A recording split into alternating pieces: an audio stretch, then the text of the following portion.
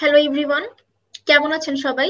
আমি ইপসিতা নওরিন অর্ণা ফিনিক্স শিক্ষা পরিবারের পক্ষ থেকে আপনাদের সবাইকে স্বাগতম জানাচ্ছি। আমি আবারও চলে আসলাম মার্কেটিং ক্লাস নিয়ে। মার্কেটিং এর 6 নাম্বার লেকচার নিয়ে আজকে আমরা আলোচনা করব। তো 6 নাম্বার লেকচার মূলত সাজানো হয়েছে পণ্য, পণ্যের শ্রেণী বিভাগ এবং পণ্যের জীবন চক্র নিয়ে। ঠিক আছে, তো চলো আমরা লেকচারটা দেখে ফেলি। আমি লেকচারটা অলরেডি ওপেন করে রেখেছি। এটাই হচ্ছে আমাদের আজকের লেকচার, পণ্য ও পণ্যের জীবন চক্র। তো এটা পড়তে পড়তে আমরা পণ্যের শ্রেণী বিভাগটাও পড়ে ফেলবো। প্রথমে আমাদের জানতে হবে পণ্য কি। পণ্য হচ্ছে একটি দৃশ্যমান ও অদৃশ্যমান গুণাবলী যার মধ্যে মোড়কীকরণ, রং, মূল্যবান এবং ব্র্যান্ড সহ সেবা, বিক্রেতার সেবা ও সুনাম অন্তর্ভুক্ত। তো পণ্য শুধু দৃশ্যমান হয় না, অদৃশ্যমান এমনকি সেবা, ঘটনা, ব্যক্তি এবং ধারণাও হতে পারে। তো এই যে একটা ফোন, এটা একটা পণ্য, তাই না? এটা একটা পণ্য, কিন্তু দেখা যাচ্ছে যে পণ্যের মধ্যে কিন্তু আরো অনেক বিষয় ইনক্লুডেড যেটা অদৃশ্যমান। যেমন সেবা। সেবা কিন্তু আমরা অনুভব করতে পারি, কেউ আমাদের সেবা দিলে আমরা এটা অনুভব করতে পারি, কিন্তু আমরা এটা দেখতে পারি না, তাই না?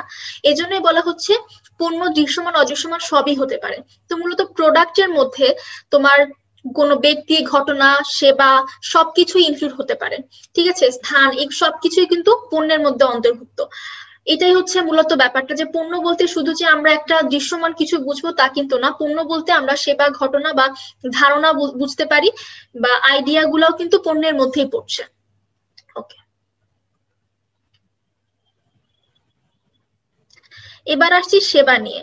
তো পণ্যের মধ্যে কিন্তু সেবাও ইনক্লুডেড থাকছে, কিন্তু সেবাকে যদি আলাদাভাবে আমরা ব্যাখ্যা করতে চাই তাহলে সেবার সংজ্ঞাটা দ্বারা এরকম: অদৃশ্যমান, স্পর্শযোগ্য নয় অথচ শনাক্তকরণযোগ্য এমন কার্যাবলী বা সুবিধা যা তৃপ্তি এবং প্রয়োজন মেটানোর উদ্দেশ্যে ক্রয় বিক্রয় করা হয় তাকে সেবা বলে। তার মানে আমরা বুঝতে পারছি সেবা কিন্তু অদৃশ্যমান, এটা কিন্তু দেখা যাচ্ছে না, স্পর্শও করতে পারছি না, কিন্তু শনাক্ত করতে পারছি। ঠিক আছে, যেমন ধরো চিকিৎসক যে আমাদের চিকিৎসা করছেন, এটা কিন্তু আমরা বুঝতে পারছি না যে আসলে কি চিকিৎসাটা করছে, কিন্তু আলটিমেটলি আমরা কিন্তু ফিল করতে পারছি, শনাক্ত করতে পারছি, কিন্তু ডাইরেক্ট দেখতে পাচ্ছি না বা স্পর্শ করতে পারছি না। ঠিক আছে, এটাই হচ্ছে ব্যাপারটা। তো এর মাধ্যমে কিন্তু আমাদের বিভিন্ন প্রয়োজন মেটে, চাহিদা পূরণ হয় এবং সেবারও কিন্তু আদান প্রদান হয়ে থাকে। সেবার আদান প্রদানটাই হচ্ছে সেবার ক্রয় বিক্রয়। এখানে আছে সেবার কিছু বৈশিষ্ট্য। সেবার হচ্ছে 4টা বৈশিষ্ট্য। তো প্রথম বৈশিষ্ট্য হচ্ছে অদৃশ্যমানতা। তো এখানে বলছে সেবাকে ক্রয় করার পূর্বে অবশ্যই তা দেখা যায় না বা অনুভব করা যায় না। যেমন কেউ কসমেটিক সার্জারি করার পূর্বে তার ফলাফল বলতে পারে না। আসলে সেবা কিন্তু তোমার দেখা যায় না, এটা অদৃশ্যমান একটা বিষয়, এটা কিন্তু দৃশ্যমান না। তো এই জন্যই তুমি সেবাকে দেখতে না পারলেও সেবাকে অনুভব করতে পারবা। যেমন তুমি নাপিতের কাছে গেলা চুল কাটতে, এখন চুল কাটার আগে কি তুমি দেখতে পারবা যে চুল কাটার পর তোমাকে কেমন লাগবে? দেখতে কিন্তু পারবা না, এটা তুমি চুল কাটার পরে জানতে পারবা যে ফলাফলটা তুমি দেখতে পাচ্ছ। তো এই জন্যই বলা হচ্ছে সেবা কিন্তু অদৃশ্যমান, সেবাকে দেখা যায় না। এটা কিন্তু কসমেটিক সার্জারির ক্ষেত্রে প্রযোজ্য, যে কসমেটিক সার্জারি করার পূর্বে তার ফলাফল কিন্তু জানা যায় না, পরে আমরা দেখতে পারি যে আসলে আমাদের কেমন লাগছে, কিন্তু তার আগে কিন্তু আমরা দেখতে পারি না। কিন্তু সেবাটা কিন্তু মাঝে মাঝে হচ্ছে তোমার জাস্ট হচ্ছে আমরা দেখতে পারি, সেবাটা নেয়ার পর, সেবার আগে কিন্তু আমরা কিছুই জানতে পারছি না, তাই না? এটা হচ্ছে অদৃশ্যমানতা বা ইনট্যাঞ্জিবিলিটি। তারপরে আসছে অবিচ্ছেদ্যতা বা ইনসেপারেবিলিটি। তো সেবাকে অবশ্যই তার প্রদানকারী থেকে আলাদা করা যায় না। যে সেবা প্রদান করবে অবশ্যই সে তার অংশ হয়ে যাবে, সেটা মানুষই হোক বা মেশিনই হোক। আচ্ছা, সেবা দানকারীর কাছ থেকে সেবাকে তুমি আলাদা করতে পারো না, এটা কখনোই সম্ভব না। যে সেবা দিবে শুধুমাত্র সেই তোমাকে সেবা দিতে পারে। যেমন তুমি কি নাপিতের কাছ থেকে চুল কাটার যে সেবাটা, এটা কি তুমি আলাদা করতে পারো? পারো না। ইভেন আমি যে এখন তোমাদের সেবা দিচ্ছি, আমি যে তোমাদের হচ্ছে একটা সাবজেক্ট পড়াচ্ছি, তুমি কি আমার কাছ থেকে এই লেখাপড়া জিনিসটাকে আলাদা করতে পারছো? পারছো না। আমি আছি বলে এই পড়াটা আমি তোমাদের পড়িয়ে দিতে পারছি, যতটুকু সম্ভব চেষ্টা করছি ভালো করে পড়ানোর, বাট আমি আছি বলেই কিন্তু পড়াতে পারছি। আমি না থাকলে আমার সেবাটা কিন্তু তোমরা আলাদা করতে পারত না, এটা আসলে কখনোই সম্ভব না। তো সেবাকে মূলত আলাদা করা খুব, মানে এটা কখনোই পসিবল না। এজন্যই বলা হচ্ছে সেবার একটা বৈশিষ্ট্য হচ্ছে অবিচ্ছেদ্যতা, অর্থাৎ সেবাকে আলাদা করা যাচ্ছে না, সেপারেট করা যাচ্ছে না। তারপরটা বলছে বৈসাদৃশ্যতা, অর্থাৎ ভ্যারিয়েবিলিটি। সেবার গুণগত মান তার প্রণেতার উপর ভিত্তি করে অবশ্যই আলাদা করা হয়। একই ব্যক্তির সেবা সবসময় একরকম হয় না, যেমন ডাক্তারের চিকিৎসা। একদমই সত্যি একটা ঘটনা, তোমরা দেখবা যে আমার বিভিন্ন লেকচার ইউটিউবে আপলোড দেয়া আছে, তো সবগুলা কি তোমাদের ভালো লাগে? কিছু কিছু লেকচারে মনে হয় যে না আপু এখানে ভালোভাবে পড়ানোর চেষ্টা করেছে, অন্য লেকচারে মনে হয় যে না আপু ভালো করে পড়াতে পারিনি। এটাই একটা ব্যাপার, যে সব সময় যে সেবা দানকারী সেবা সেম হবে তা কিন্তু না। ঠিক আছে। সেবা কতটুকু ভালো হবে কতটুকু খারাপ হবে এটা কিন্তু টোটালি ডিপেন্ড করছে সেবা প্রণেতার উপর, যে তোমাকে সেবা দিচ্ছে তার উপর ডিপেন্ড করছে। আর একই ব্যক্তি সেবা সবসময় একরকম হয় না। আমাদের আমাদের আম্মুরা যেমন রান্না বান্না করে বাসায়, তখন কি মনে হয় যে সব প্রত্যেক দিন রান্না একই রকম হয়? একই রকম কিন্তু হয় না, একটু হলেও ডিফারেন্স আমরা গেস করতে পারি, তাই না? তো এটাই হচ্ছে ব্যাপারটা, যে সেবা কিন্তু ভ্যারিয়েবল, মানে সেবার বৈসাদৃশ্যতা রয়েছে, এটা সবসময় কনস্ট্যান্ট না, একটু আলাদা আলাদা সেবা। একই ব্যক্তির কাছ থেকে আমরা মাঝে মাঝে আলাদা আলাদা সেবা পেয়ে থাকি, কেমন? এটাই হচ্ছে সেবার বৈসাদৃশ্যতা বা ভ্যারিয়েবিলিটি। নশ্বরতা বা প্যারিশেবিলিটি, সেবা পরবর্তীতে ক্রয়ের জন্য সংরক্ষণ করা যায় না। যেমন একটি বাসের 10টি সিট খালি গেলে অবশ্যই সেটা পরবর্তীর জন্য সংরক্ষণ করা যায় না। হ্যাঁ, তো তুমি এমন ভাবতে পারো যে আজকে আমি সেবাটা গ্রহণ না করে ফ্রিজে রেখে দেই, 2 দিন পর সেবা গ্রহণ করবো, এটা কিন্তু কখনোই হবে না। সেবা হচ্ছে পচনশীল, ঠিক আছে? সেবা পচনশীল বলতে এটা আমি মিন করছি যে সেবা তুমি সংরক্ষণ করে রাখতে পারবা না। সেবা তোমার একটা সময় যদি সার্টেন টাইম চলে যায়, তুমি ওই সেবাটা আবার ব্যাক করতে পারবা না। যেমন একটা বাসে 10টা সিট খালি গেলে কি তুমি ওই 10টা সিট কি তুমি সংরক্ষণ করতে পারছো না? খালি যেটা গেছে ওটা চলেই গেছে। তাই এই জন্যই বলা হচ্ছে সেবা হচ্ছে তোমার নশ্বর বা নশ্বরতা, সেবার একটা গুণাবলী হচ্ছে নশ্বরতা, প্যারিশেবিলিটি। এক্ষেত্রে সেবা যেটা হয়ে চলে যায় সেটা চলেই যায়, তুমি সেবাকে সংরক্ষণ করতে পারছো না। তাহলে আমরা সেবার 4টা গুণাবলী পড়লাম, 4টা বৈশিষ্ট্য পড়লাম। একটা হচ্ছে অদৃশ্যমানত্ব বা ইনট্রানজিবিলিটি, তারপর অবিচ্ছেদ্যতা বা ইনসেপারেবিলিটি, তারপর হচ্ছে বৈসাদৃশ্যতা বা ভ্যারিয়েবিলিটি, তারপর হচ্ছে নশ্বরতা বা প্যারিশেবিলিটি। ঠিক আছে, এই 4টা বৈশিষ্ট্য আমরা সেবার ক্ষেত্রে পড়লাম। এটা কিন্তু খুব ভালোভাবে মনে রাখতে হবে, কারণ আমাদের যেহেতু এবার রিটেন পার্ট আছে, রিটেনে চলে আসতে পারে যে সেবার বৈশিষ্ট্যগুলো লেখো। ঠিক আছে, সেক্ষেত্রে কিন্তু আমাদের অবশ্যই এই 4টা বৈশিষ্ট্য, সেবা কি প্রথমে এটা লিখে নিব। লিখে নেওয়ার পর সেবার 4টি বৈশিষ্ট্য রয়েছে, সেবার অনেক বৈশিষ্ট্য রয়েছে, বাট এর মধ্যে গুরুত্বপূর্ণ 4টি বৈশিষ্ট্য নিচে ব্যাখ্যা করা হলো। লিখে আমরা 4টা বৈশিষ্ট্য ভাবে লিখে দিব। লিখে হয়তো 1-2 লাইন করে একটা ব্যাখ্যা দিয়ে দিলাম, তাইলে আমার কাছে মনে হয় 4-5 মার্ক আমরা ইজিলি সিকিউর করতে পারবো। ঠিক আছে, তো এই গেল সেবার বৈশিষ্ট্যের ব্যাপারটা। এবার দেখো, এবার একটা খুবই গুরুত্বপূর্ণ একটা টপিক এসেছে, সেটা হচ্ছে পণ্য ও সেবার স্তর সমূহ। ঠিক আছে, পণ্য বা সেবার স্তর হচ্ছে 3টি। একটা হচ্ছে মৌলিক ক্রেতা ভ্যালু, তারপর আসছে প্রকৃত পণ্য, তারপর আসছে বর্ধিত পণ্য। তো এগুলো নিয়ে আমরা পরবর্তী স্লাইডটাতে আরো ভালোভাবে জানবো। এই গ্রাফটা দেওয়া হয়েছে তোমাদের আরেকটু ভালোভাবে বোঝানোর জন্য, ঠিক আছে, যেন তোমরা গ্রাফটাকে দেখে রিলেট করতে পারো। এখন আমরা জানবো মৌলিক ক্রেতা ভ্যালুটা কি। মৌলিক ক্রেতা ভ্যালু ইংলিশটা হচ্ছে কোর কাস্টমার ভ্যালু। ক্রেতা মূলত যে উদ্দেশ্যে পণ্য ক্রয় করে তা পূরণ করার ক্ষমতাকে বলে মৌলিক ক্রেতা ভ্যালু। মৌলিক সুবিধা সবসময় অদৃশ্যমান হয়। কথা বলার জন্য মোবাইল ফোন কেনা, এখানে কথা বলার সুবিধাটা হচ্ছে মৌলিক ক্রেতা ভ্যালু। তাহলে কি আমরা বুঝতে পারছি, ক্রেতা মূলত যে সুবিধাটা নেওয়ার জন্য একটা পণ্য কিনছে সেটাকেই বলা হচ্ছে মৌলিক ক্রেতা ভ্যালু। তো আমি এই ফোনটা আমি কেন কিনেছি? এই ফোনটা আমি মূলত এই জন্য কিনেছি যেন এই ফোন দিয়ে আমি ফেসবুকিং করতে পারি। ফেসবুকিং করব, তারপরে ফোনে কথা বলবো, ছবি তুলবো, এগুলোর কারণে হচ্ছে আমি ফোনটা কিনছি। তখন কথা বলা, ছবি তোলা, এগুলো কি তুমি দেখতে পাচ্ছ? এগুলো কিন্তু, এই সেবাগুলো কিন্তু অদৃশ্যমান। এই যে মৌলিক সুবিধাগুলো আমি এই ফোনটা থেকে নিচ্ছি, এগুলো কিন্তু সব অদৃশ্যমান। ঠিক আছে, তো আমি বলবো যে মূলত যে সেবাটা আমরা কিনছি, একটা পণ্য কিনছি এমনটা না, একটা পণ্য কেনার মাধ্যমে আমরা যে সেবাটা অ্যাকচুয়ালি কিনতে চাচ্ছি সেটাই হচ্ছে মৌলিক ক্রেতা ভ্যালু। তো এই ফোন কেনার মাধ্যমে আমি যে শুধু ফোনটাকে কিনছি তা কিন্তু না, এই ফোন কেনার মাধ্যমে আমি কথা বলার সুবিধাটাকে কিনছি, আমি ফেসবুকিং করার সুবিধাটাকে কিনছি, আমি ছবি তোলার সুবিধাটাকে কিনছি, তাই না? তো এই জিনিসগুলো কিন্তু মৌলিক ক্রেতা ভ্যালু। যখন আমি প্রকৃত পণ্য এবং বর্ধিত পণ্য বুঝাবো তখন আরো বেশি ক্লিয়ার হয়ে যাবে। প্রকৃত পণ্য বা অ্যাকচুয়াল প্রোডাক্ট কোনটা, দেখো, পণ্যের মৌলিক ক্রেতা ভ্যালু বা সুবিধাকে কেন্দ্র করে যে সামগ্রিক পণ্যের কাঠামো তৈরি হয় তাকে প্রকৃত পণ্য বলে। তার মানে আমার হচ্ছে ফোনে কথা বলাটা হচ্ছে মৌলিক ক্রেতা ভ্যালু। তো ফোনে কথা বলার জন্য কিন্তু একটা মোবাইল ফোন আমার লাগবে, মোবাইল ফোনটা লাগবে। এই মোবাইল ফোনের যে স্ট্রাকচার বা কাঠামোটা, এই পুরা ফোনটাই হচ্ছে প্রকৃত পণ্য, মানে এটা হচ্ছে আমার অ্যাকচুয়াল প্রোডাক্ট। আর আমি যে ফোনে কথা বলছি এটা হচ্ছে আমার মৌলিক ক্রেতা ভ্যালু। তাহলে এখানে দেখো, পূর্ণ মান, বৈশিষ্ট্য, ডিজাইন, ব্র্যান্ড নাম এবং মৌলিকীকরণ অন্তর্ভুক্ত থাকে প্রকৃত পণ্যের মধ্যে। হ্যাঁ, তো আমার তো ফোনের মধ্যে কিন্তু ব্র্যান্ড নাম অন্তর্ভুক্ত আছে, আমাকে একটা প্যাকেটে দেওয়া হয়েছে, তারপরে কিছু বৈশিষ্ট্য আমি জানি আমার ফোনের ক্ষেত্রে। তো এই জিনিসগুলো কিন্তু হচ্ছে সবকিছু প্রকৃত পণ্যের মধ্যে পড়ছে। তারপরে দেখো, একটি পণ্যকে প্রতিযোগীর পণ্য হতে আলাদা করতে সাহায্য করে প্রকৃত পণ্য। তুমি দেখবা আমার ফোনটা যারা দেখছো তারা কিন্তু দেখেই বুঝতে পারছো যে এটা হচ্ছে একটা রিডমি ফোন, ঠিক আছে, বা শাওমি রিডমি যেটাই বলো ওইটা ফোন, ঠিক আছে। তো এখন তুমি একটা স্যামসাং ফোন দেখলে বুঝতে পারবা যেটা স্যামসাং ফোন, একটা আইফোন দেখলে তো ইজিলি বুঝতে পারবা যেটা একটা আইফোন, তাই না? তোমরা কিন্তু আগে থেকে এটা বুঝতে পারছো। তো এইটাই হচ্ছে ব্যাপার যে একটা পণ্যের প্যাকেজিং বা প্রকৃত পণ্য দেখে কিন্তু মূলত প্রতিযোগীর পণ্য থেকে আমাদের পণ্যটা বা অন্যান্য পণ্যগুলোকে আমরা আলাদা করতে পারি, ঠিক আছে। কথা তো সব ফোনেই বলা যায়, ঠিক আছে, মৌলিক ক্রেতা ভ্যালু তো সব জায়গায় সেম, কথা সব ফোনে আমরা বলতে পারছি, কিন্তু প্রকৃত পণ্যের মাধ্যমে আমরা একটা ফোন থেকে আলাদা আরেকটা ফোনকে আমরা আলাদা করতে পারছি বা ডিফারেন্সিয়েট করতে পারছি। যে কেউ এটা দেখে বলতে পারবে যেটা শাওমি ফোন, স্যামসাং ফোন দেখে বলতে পারবে যেটা স্যামসাং ফোন, অ্যান্ড্রয়েড ফোন দেখে বলতে পারবে, আবার যখন যখন আইফোন আসবে তখন তো আরো সহজেই বলতে পারবে, তাই না? তো এটাই হচ্ছে ব্যাপারটা যে প্রকৃত পণ্য কিন্তু একটা প্রতিযোগীর পণ্য হতে অন্য একজন প্রতিযোগীর পণ্যকে পৃথক করতে সাহায্য করে। আচ্ছা, উদাহরণ হিসেবে বলছে যেমন মোবাইল ফোন, হ্যাঁ এটা নিয়ে কথা বলছিলাম। তো বুঝতেই পারছো, এরপর চলে যাব বর্ধিত পণ্যে।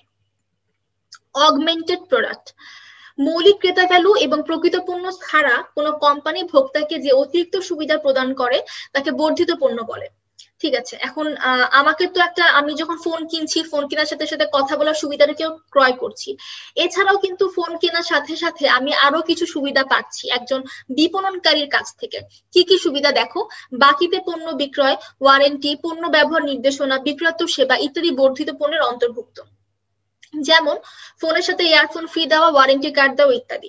হ্যাঁ, এখানে হচ্ছে আমার ফোনের সাথে আমাকে একটা ইয়ারফোন দিয়েছিল, মানে সেগুলা হচ্ছে তোমার, আমার বলবো যে এটা একটা বর্ধিত পণ্য, ঠিক আছে। ফোনের সাথে, এই ফোনের সাথে নর্মালি ইয়ারফোন থাকে না, কারণ এই ফোনে ইয়ারফোনের কোনো প্লাগ নাই, এই কি একটা ঘোড়ার ডিমের ফোন, কোনো ইয়ারফোনের প্লাগ নাই। তোমাকে ইউজ করতে হবে ব্লুটুথ যে হেডফোন গুলো আছে, ব্লুটুথ ইয়ারফোন বা তোমার নেক ব্যান্ড ইয়ারফোন তোমাকে ইউজ করতে হবে। তো তারপরও আমার ফোনের সাথে আমাকে এমনি এমনি হুদাহুদি একটা হচ্ছে ইয়ারফোন গিফট করছে। তো এটাই হচ্ছে ব্যাপার ছিল যে এই যে জিনিসগুলো দিয়েছে। তারপরে ওয়ারেন্টি কার্ড দিয়েছে, এই ফোনের সাথে ওয়ারেন্টি কার্ড নাই, কিন্তু আগে যে ফোনটা কিনেছিলাম স্যামসাং যে ফোনটা ছিল ওইটার সাথে 2 বছরের ওয়ারেন্টি কার্ড পেয়েছিলাম, ঠিক আছে। তো ওয়ারেন্টি কার্ড দেয়, এগুলো হচ্ছে তোমার মূলত বর্ধিত পণ্য, মানে প্রকৃত পণ্যের সাথে এক্সট্রা কিছু সুবিধা তোমাকে একটা বিপণনকারী দিচ্ছে, সেগুলোই হচ্ছে বর্ধিত পণ্য।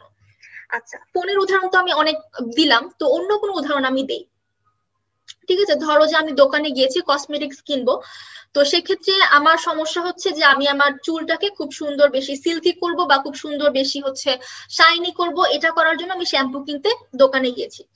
তো শ্যাম্পু কেনার যে চুলকে শাইনি করার যে সুবিধাটা আমি নিচ্ছি এটা হচ্ছে আমার মৌলিক ক্রেতা ভ্যালু। শ্যাম্পুর যে বোতলটা আমি কিনছি এটা হচ্ছে প্রকৃত পণ্য, এবং শ্যাম্পুর বোতলের সাথে আমাকে ধরো একটা সাবান ফ্রি দিল, এটা হচ্ছে আমার জন্য বর্ধিত পণ্য, ঠিক আছে। আশা করি যে এই যে মূল কি বলে পণ্যের যে 3টা স্তর আছে এটা আমি খুব সুন্দর করে বুঝাতে পেরেছি তোমাদের। তাহলে চলো আবার আগের স্লাইড গুলোতে দেখি, এইখানে চলে আসি। হ্যাঁ, এখানে দেখো পণ্য ও সেবার স্তর সমূহ নিয়ে আলোচনা করা হয়েছে। তো মৌলিক ক্রেতা ভ্যালু বা কোর প্রোডাক্ট বা কোর কাস্টমার ভ্যালু তো বুঝতেই পারছো কি জিনিস, যে সুবিধাটা আমরা কিনছি। আর প্রকৃত পণ্যের মধ্যে পড়ছে দেখো একটু তাকাতেই হবে, ব্র্যান্ড নাম, বৈশিষ্ট্য, নকশা, প্যাকেজিং, মান, এগুলো সবকিছু হচ্ছে প্রকৃত পণ্যের মধ্যে পড়ছে। টোটালি একটা পণ্যের যে কাঠামোটা আছে সবকিছু কিন্তু প্রকৃত পণ্য। এরপর মৌলিক ক্রেতা ভ্যালু এবং প্রকৃত পণ্য ছাড়াও আমাকে যে সুবিধাগুলো এক্সট্রা দিবে সেগুলো কি কি হতে পারে, তোমার ওয়ারেন্টি কার্ড হতে পারে, আমি পণ্যটা কিভাবে ব্যবহার করব সে সম্পর্কে কিছু দিক নির্দেশনা আমাকে দিল, আমাকে জানালো যে আপু এই ফোনটাকে এভাবে ইউজ করবেন বা এই ক্রিমটাকে এভাবে ইউজ করবেন, এই শ্যাম্পুটাকে এভাবে ইউজ করবেন, এগুলো আমাকে যে বলে দিচ্ছে এগুলো কিন্তু বর্ধিত পণ্য। তারপরে মাঝে মাঝে হচ্ছে কিস্তিতে আমরা কিনতে পারছি বা ঋণ নিতে পারছি বা বাকিতে কিনতে পারছি, এগুলো বর্ধিত পণ্য। আবার মাঝে মাঝে এমন হয় যে তোমার যখন বাসায় দেখবা যখন ফ্রিজ টিভি এগুলো কেনা হয় তখন কিন্তু বাসায় এসে সেট করে দিয়ে যায় কোম্পানির লোকজনরা। আমার মনে আছে যখন আমি মনে থাকারই কথা, আমি তো তখন বেশি ছোট না, আমি যখন কলেজে পড়ি সেকেন্ড ইয়ারে, তখন হচ্ছে এই বাসায় আমরা আসি। তো আসার পর আমাকে একটা টেবিল কিনে দেওয়া হয়, খুব সুন্দর একটা টেবিল, আগেও ছিল বাট আগেরটা এত বেশি সুন্দর ছিল না।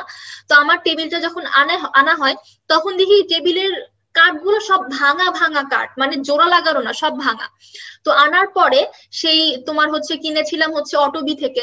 তো অটোবির যে লোকজন এসেছিলেন, মানে অটোবির যে লোকটা হচ্ছে ভ্যানে করে এনেছিল সেই টেবিলটা, সেই টেবিলটা সে জোড়া লাগাই দিছে খুব সুন্দর করে, এত সুন্দর করে আমি ভাবতেই পারি না যে কিভাবে কয়েকটা কাঠের স্তূপ দিয়ে সে কি সুন্দর টেবিলটাকে একদম জোড়া লাগাই দিল। মানে এইভাবেই কিন্তু জিনিসটা হয়।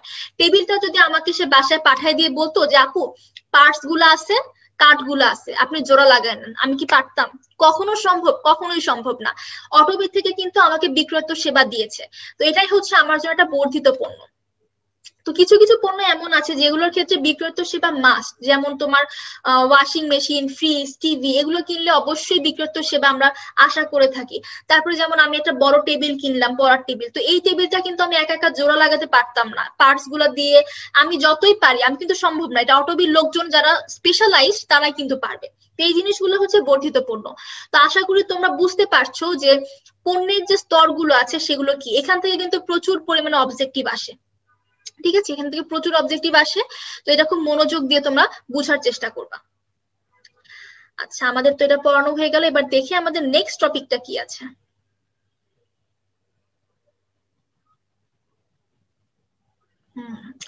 নেক্সট টপিকে বলছে ফিলিপ কটলার তার মার্কেটিং ম্যানেজমেন্ট বইতে উল্লেখ করেছেন পণ্যের স্তর 5টি, যাকে কাস্টমার ভ্যালু হায়ারার্কি বলা হয়। অর্থাৎ ফিলিপ কটলার তার প্রিন্সিপাল অফ মার্কেটিং একটা বই আছে, আরেকটা বই আছে মার্কেটিং ম্যানেজমেন্ট। তো মার্কেটিং ম্যানেজমেন্ট বইতে তিনি পণ্যের 5টি স্তর সম্পর্কে উল্লেখ করেছেন। মূল সুবিধা, মৌলিক পণ্য, প্রত্যাশিত পণ্য, বর্ধিত পণ্য, সম্ভাব্য পণ্য। মূল সুবিধা হচ্ছে মৌলিক ক্রেতা ভ্যালুটা, আর মৌলিক পণ্য হচ্ছে তোমার প্রকৃত পণ্য, অর্থাৎ একটা স্ট্রাকচার, পণ্যের যে স্ট্রাকচারটা সেটা হচ্ছে মৌলিক পণ্য।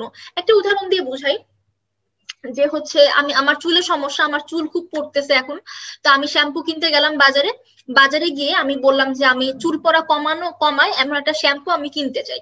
তো আমাকে তার একটা শ্যাম্পু কি, আমার সুবিধাটা কি, চুল পড়া কমবে, আমার একটা শ্যাম্পু আমি কিনবো, মানে এই সুবিধাটাকে আমি কিনবো, এটা হচ্ছে মূল সুবিধা বা কোর বেনিফিট বা মৌলিক ক্রেতা ভ্যালু। তো আমাকে তার একটা শ্যাম্পু দিল, একটা শ্যাম্পুর বোতল দিল, সেটা হচ্ছে মৌলিক পণ্য বা বেসিক প্রোডাক্ট, ঠিক আছে। তো আমার এক্সপেকটেশন হচ্ছে এই প্রোডাক্ট নিয়ে যে এই প্রোডাক্টটা ইউজ করার পর আমার চুল পড়া কমে যাবে, এটা হচ্ছে আমার প্রত্যাশিত পণ্য। এবং ওই মানে ওই শ্যাম্পুটার সাথে তার একটা কন্ডিশনার ফ্রি দিল, সেটা হচ্ছে অগমেন্টেড প্রোডাক্ট বা বর্ধিত পণ্য।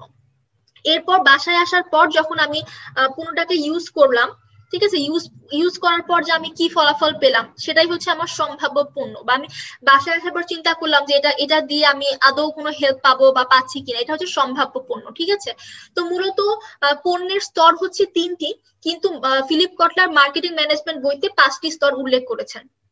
তো যদি তোমাদের প্রশ্ন এরকম ভাবে আসে যে পণ্য বা সেবার স্তর কয়টি, তখন তোমরা অবশ্যই লিখবা 3টি, অবশ্যই লিখবা 3টি। আবার যদি এভাবে আসে যে ফিলিপ কটলার তার মার্কেটিং ম্যানেজমেন্ট বইতে পণ্যের কয়টি স্তর উল্লেখ করেছেন, তখন তোমরা লিখবে 5টি, ঠিক আছে। এটা হচ্ছে এক্সট্রা ইনফরমেশন, এই ইনফরমেশনটা আসলে সব বইয়ে থাকেও না, ঠিক আছে, আমি এক্সট্রা ভাবে তোমাদের দিয়েছি জাস্ট একটু জানানোর জন্য, ঠিক আছে, এটা নিয়ে প্যানিক ঝড় কিছু নেই।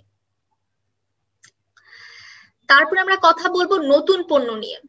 সম্পূর্ণ নতুন উদ্ভাবিত পণ্য, পরিবর্তিত পণ্য, মান উন্নত পণ্য বা অন্য কোনো প্রতিষ্ঠানের অনুকরণে তৈরিকৃত পণ্যকে বোঝানো হয় নতুন পণ্য।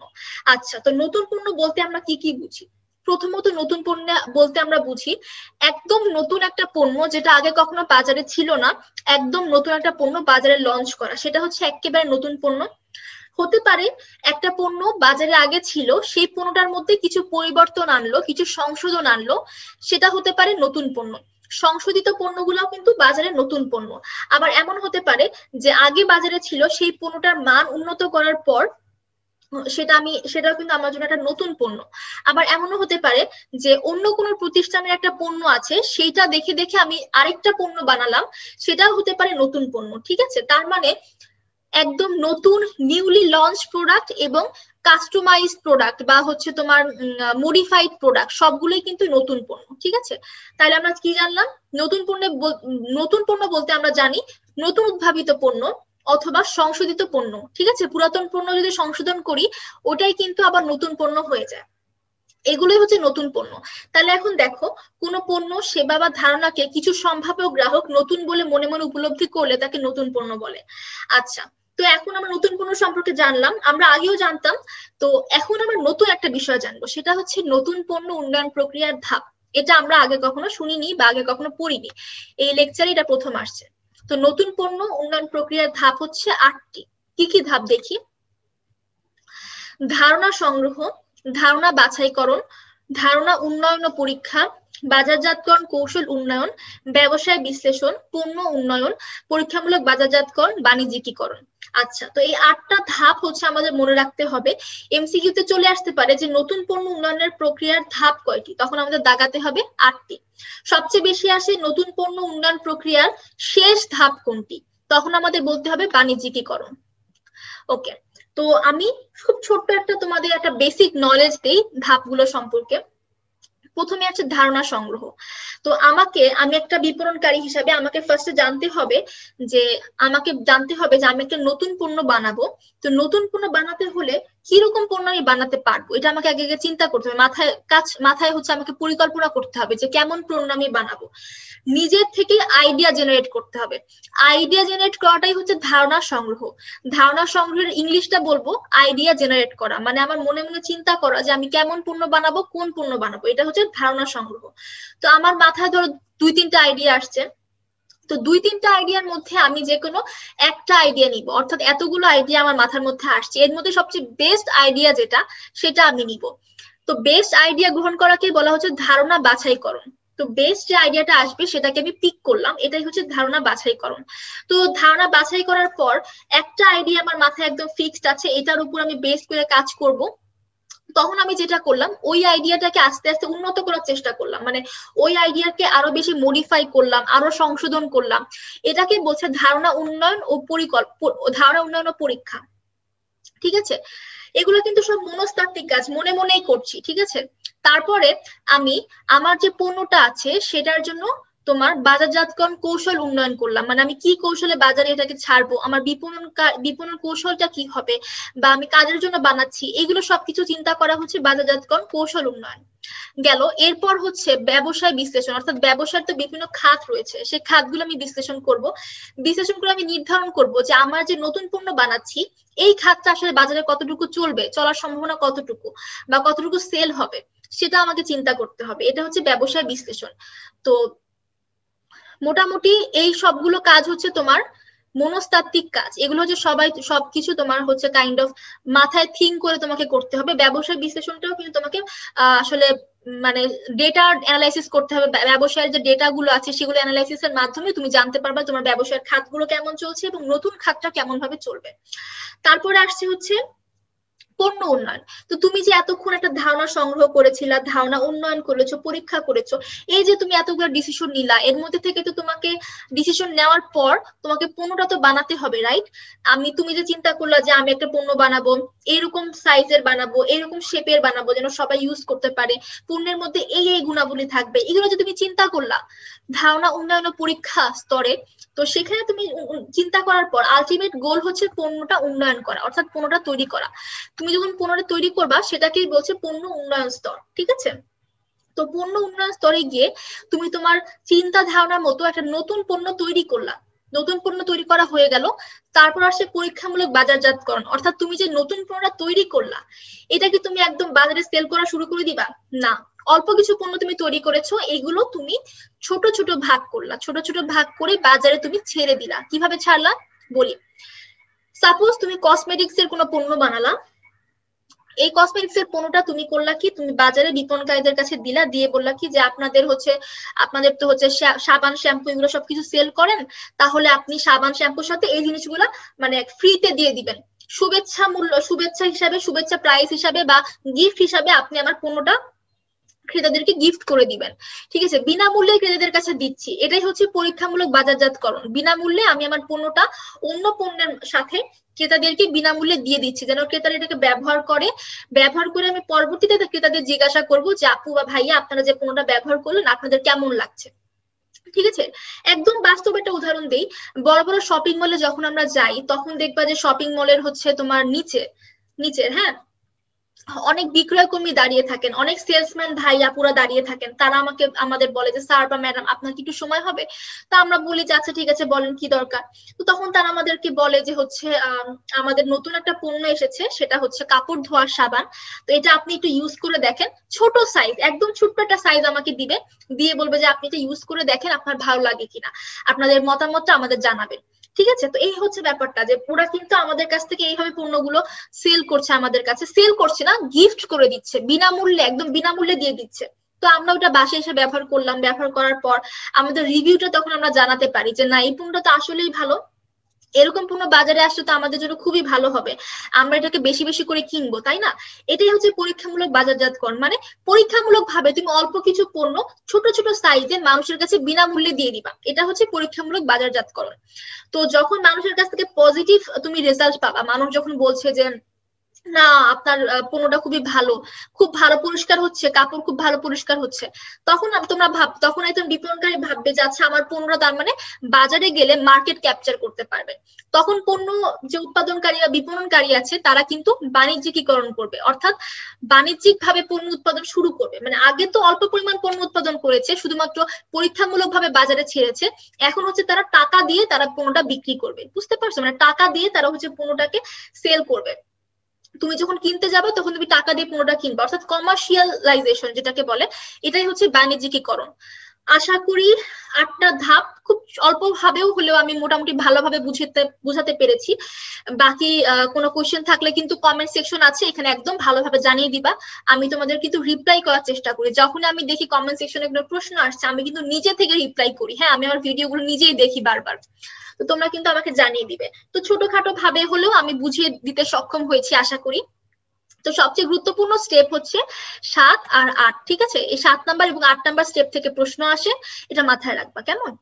ওকে, পরবর্তী টপিকে চলে যাচ্ছি। এটা বেশ গুরুত্বপূর্ণ একটা টপিক, সেটা হচ্ছে পণ্যের জীবনচক্র। এটা কিন্তু আমরা এসএসসি লেভেলে পড়ে এসেছি, তাই না? কিন্তু অনেক সময় আমাদের কনসেপ্টটা ক্লিয়ার থাকে না। তো এই কনসেপ্টটা ক্লিয়ার করার জন্য যেটা করতে হবে, বেশি বেশি করে এমসিকিউটা সলভ করতে হবে। এমসিকিউতে দেখবা অনেক রকমের ক্রিটিক্যাল এমসিকিউ আসে, এখান থেকে বেশ ক্রিটিক্যাল এমসিকিউ আসে। তো যত বেশি এমসিকিউ সলভ করবা তত বেশি প্রবলেম সলভ হয়ে যাবে। আর আমাদের তো ধরো পরীক্ষা শুরু হচ্ছে, আমাদের সম্ভবত 20 তারিখ থেকে না 25 তারিখ থেকে জানি আমাদের পরীক্ষা শুরু হবে ফিনিক্সে। তো ওই পরীক্ষার ব্যাচগুলোতে তোমরা যদি জয়েন করো তাহলে আমার কাছে মনে হবে তোমাদের সিলেবাসটা কেমন ভাবে কমপ্লিট হয়েছে, তোমাদের পজিশনটা কেমন, লেখাপড়ার মানটা কেমন হলো, এগুলো সবকিছু তোমরা যাচাই করতে পারবা। নিজেকে যাচাই করাটা হচ্ছে সবচেয়ে বড় ফ্যাক্ট এই সময়টাতে, ঠিক আছে? কারণ লেখাপড়া সবাই বাসায় বসে করছে, যে যত বেশি কোয়েশ্চেন সলভ করবে, যে যত বেশি পরীক্ষা দিবে, সে আলটিমেটলি তত বেশি লাভবান হবে, ঠিক আছে? ওকে, তাহলে এখন আলোচনা করছি পণ্যের জীবন চক্র নিয়ে। একটি পণ্য বাজারে প্রবেশ থেকে শুরু করে বাজার থেকে সম্পূর্ণ বিলীন হয়ে যাওয়া পর্যন্ত যে সকল পর্যায়ে অতিক্রম করে তাকে বলে পণ্যের জীবন চক্র। তো পণ্যের জীবন চক্র কোনটা? সেটা হচ্ছে একটা পণ্য বাজারে নতুন আসা থেকে শুরু করে একদম শেষ হয়ে যাওয়া পর্যন্ত, অর্থাৎ বাজার থেকে বিলীন হয়ে যাওয়া পর্যন্ত যে সকল পর্যায়ে অতিক্রম করে সেগুলি হচ্ছে পণ্যের জীবন চক্র। তো পণ্যের জীবন চক্রের ধাপ হচ্ছে 5টি। কি কি? দেখো, পণ্য উন্নয়ন, সূচনা, প্রবৃদ্ধি, পূর্ণতা এবং পতন, এই 5টা হচ্ছে পণ্যের জীবন চক্রের ধাপ। তো এই 5টা ধাপ নিয়ে পরবর্তী স্লাইড গুলোতে আমরা খুব এলাবোরেটলি আলোচনা করব। প্রথমেই চলে আসছে পণ্য উন্নয়ন বা প্রোডাক্ট ডেভেলপমেন্ট। আচ্ছা, এক স্তর হবে না, এই স্তর হবে। এই স্তর শুরু হয় কোম্পানি যখন নতুন পণ্য ধারণা খুঁজে পায় এবং উন্নয়ন করতে থাকে।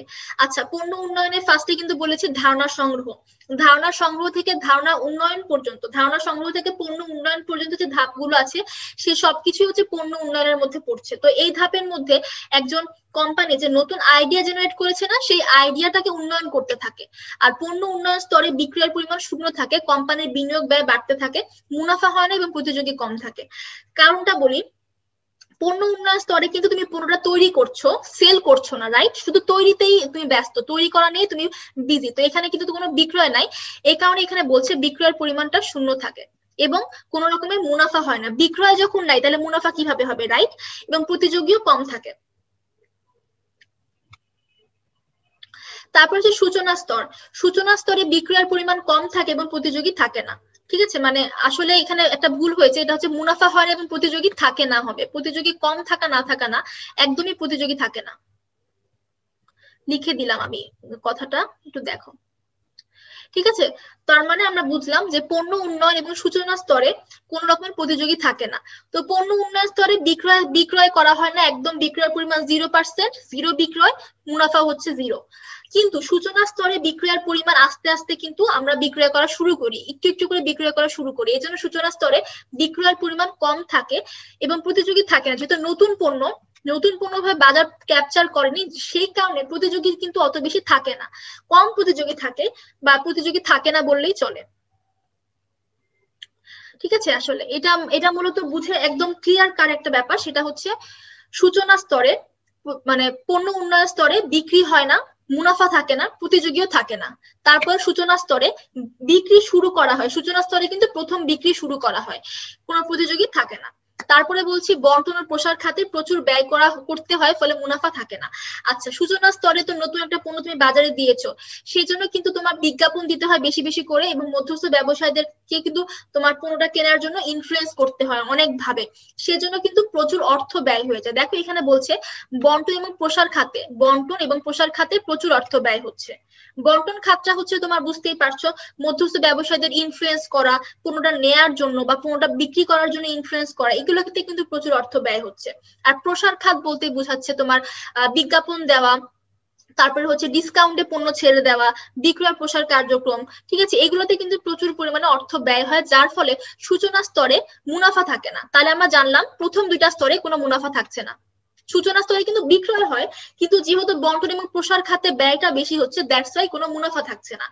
তারপরে বলছে পণ্যের মূল্য এই স্তরে সাধারণত বেশি থাকে, সূচনা স্তরে পণ্যের মূল্য সাধারণত বেশি থাকে। এটা খুব গুরুত্বপূর্ণ লাইন, কোন স্তরে পণ্যের মূল্য সবচেয়ে বেশি থাকে, সেটা হচ্ছে সূচনা স্তরে।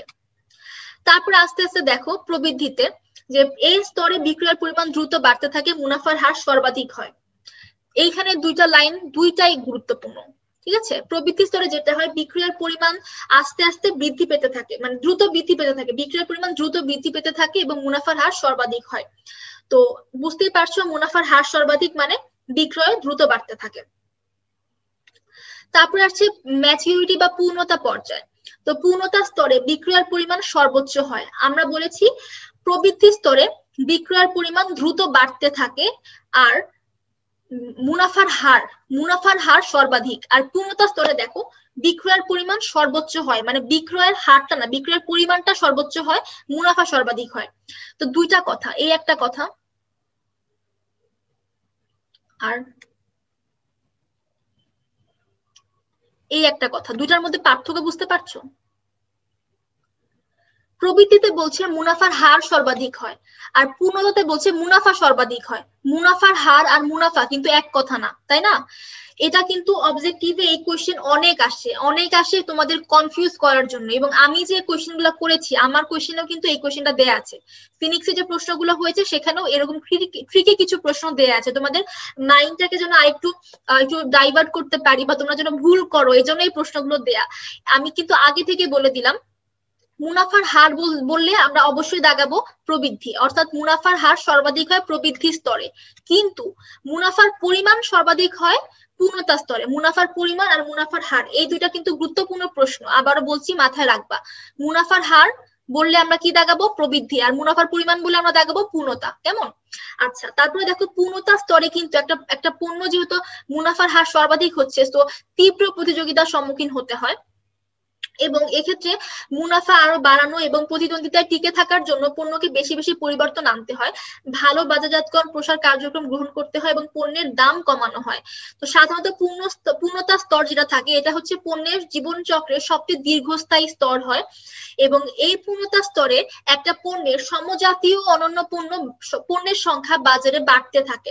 এই জন্যই কিন্তু ওই সমজাতীয় পণ্য বাড়ে বলে কিন্তু তীব্র প্রতিযোগিতা মোকাবেলা করতে হয়, আর এই স্তরে মুনাফা সর্বাধিক হয়, এটা আগেই বলেছি।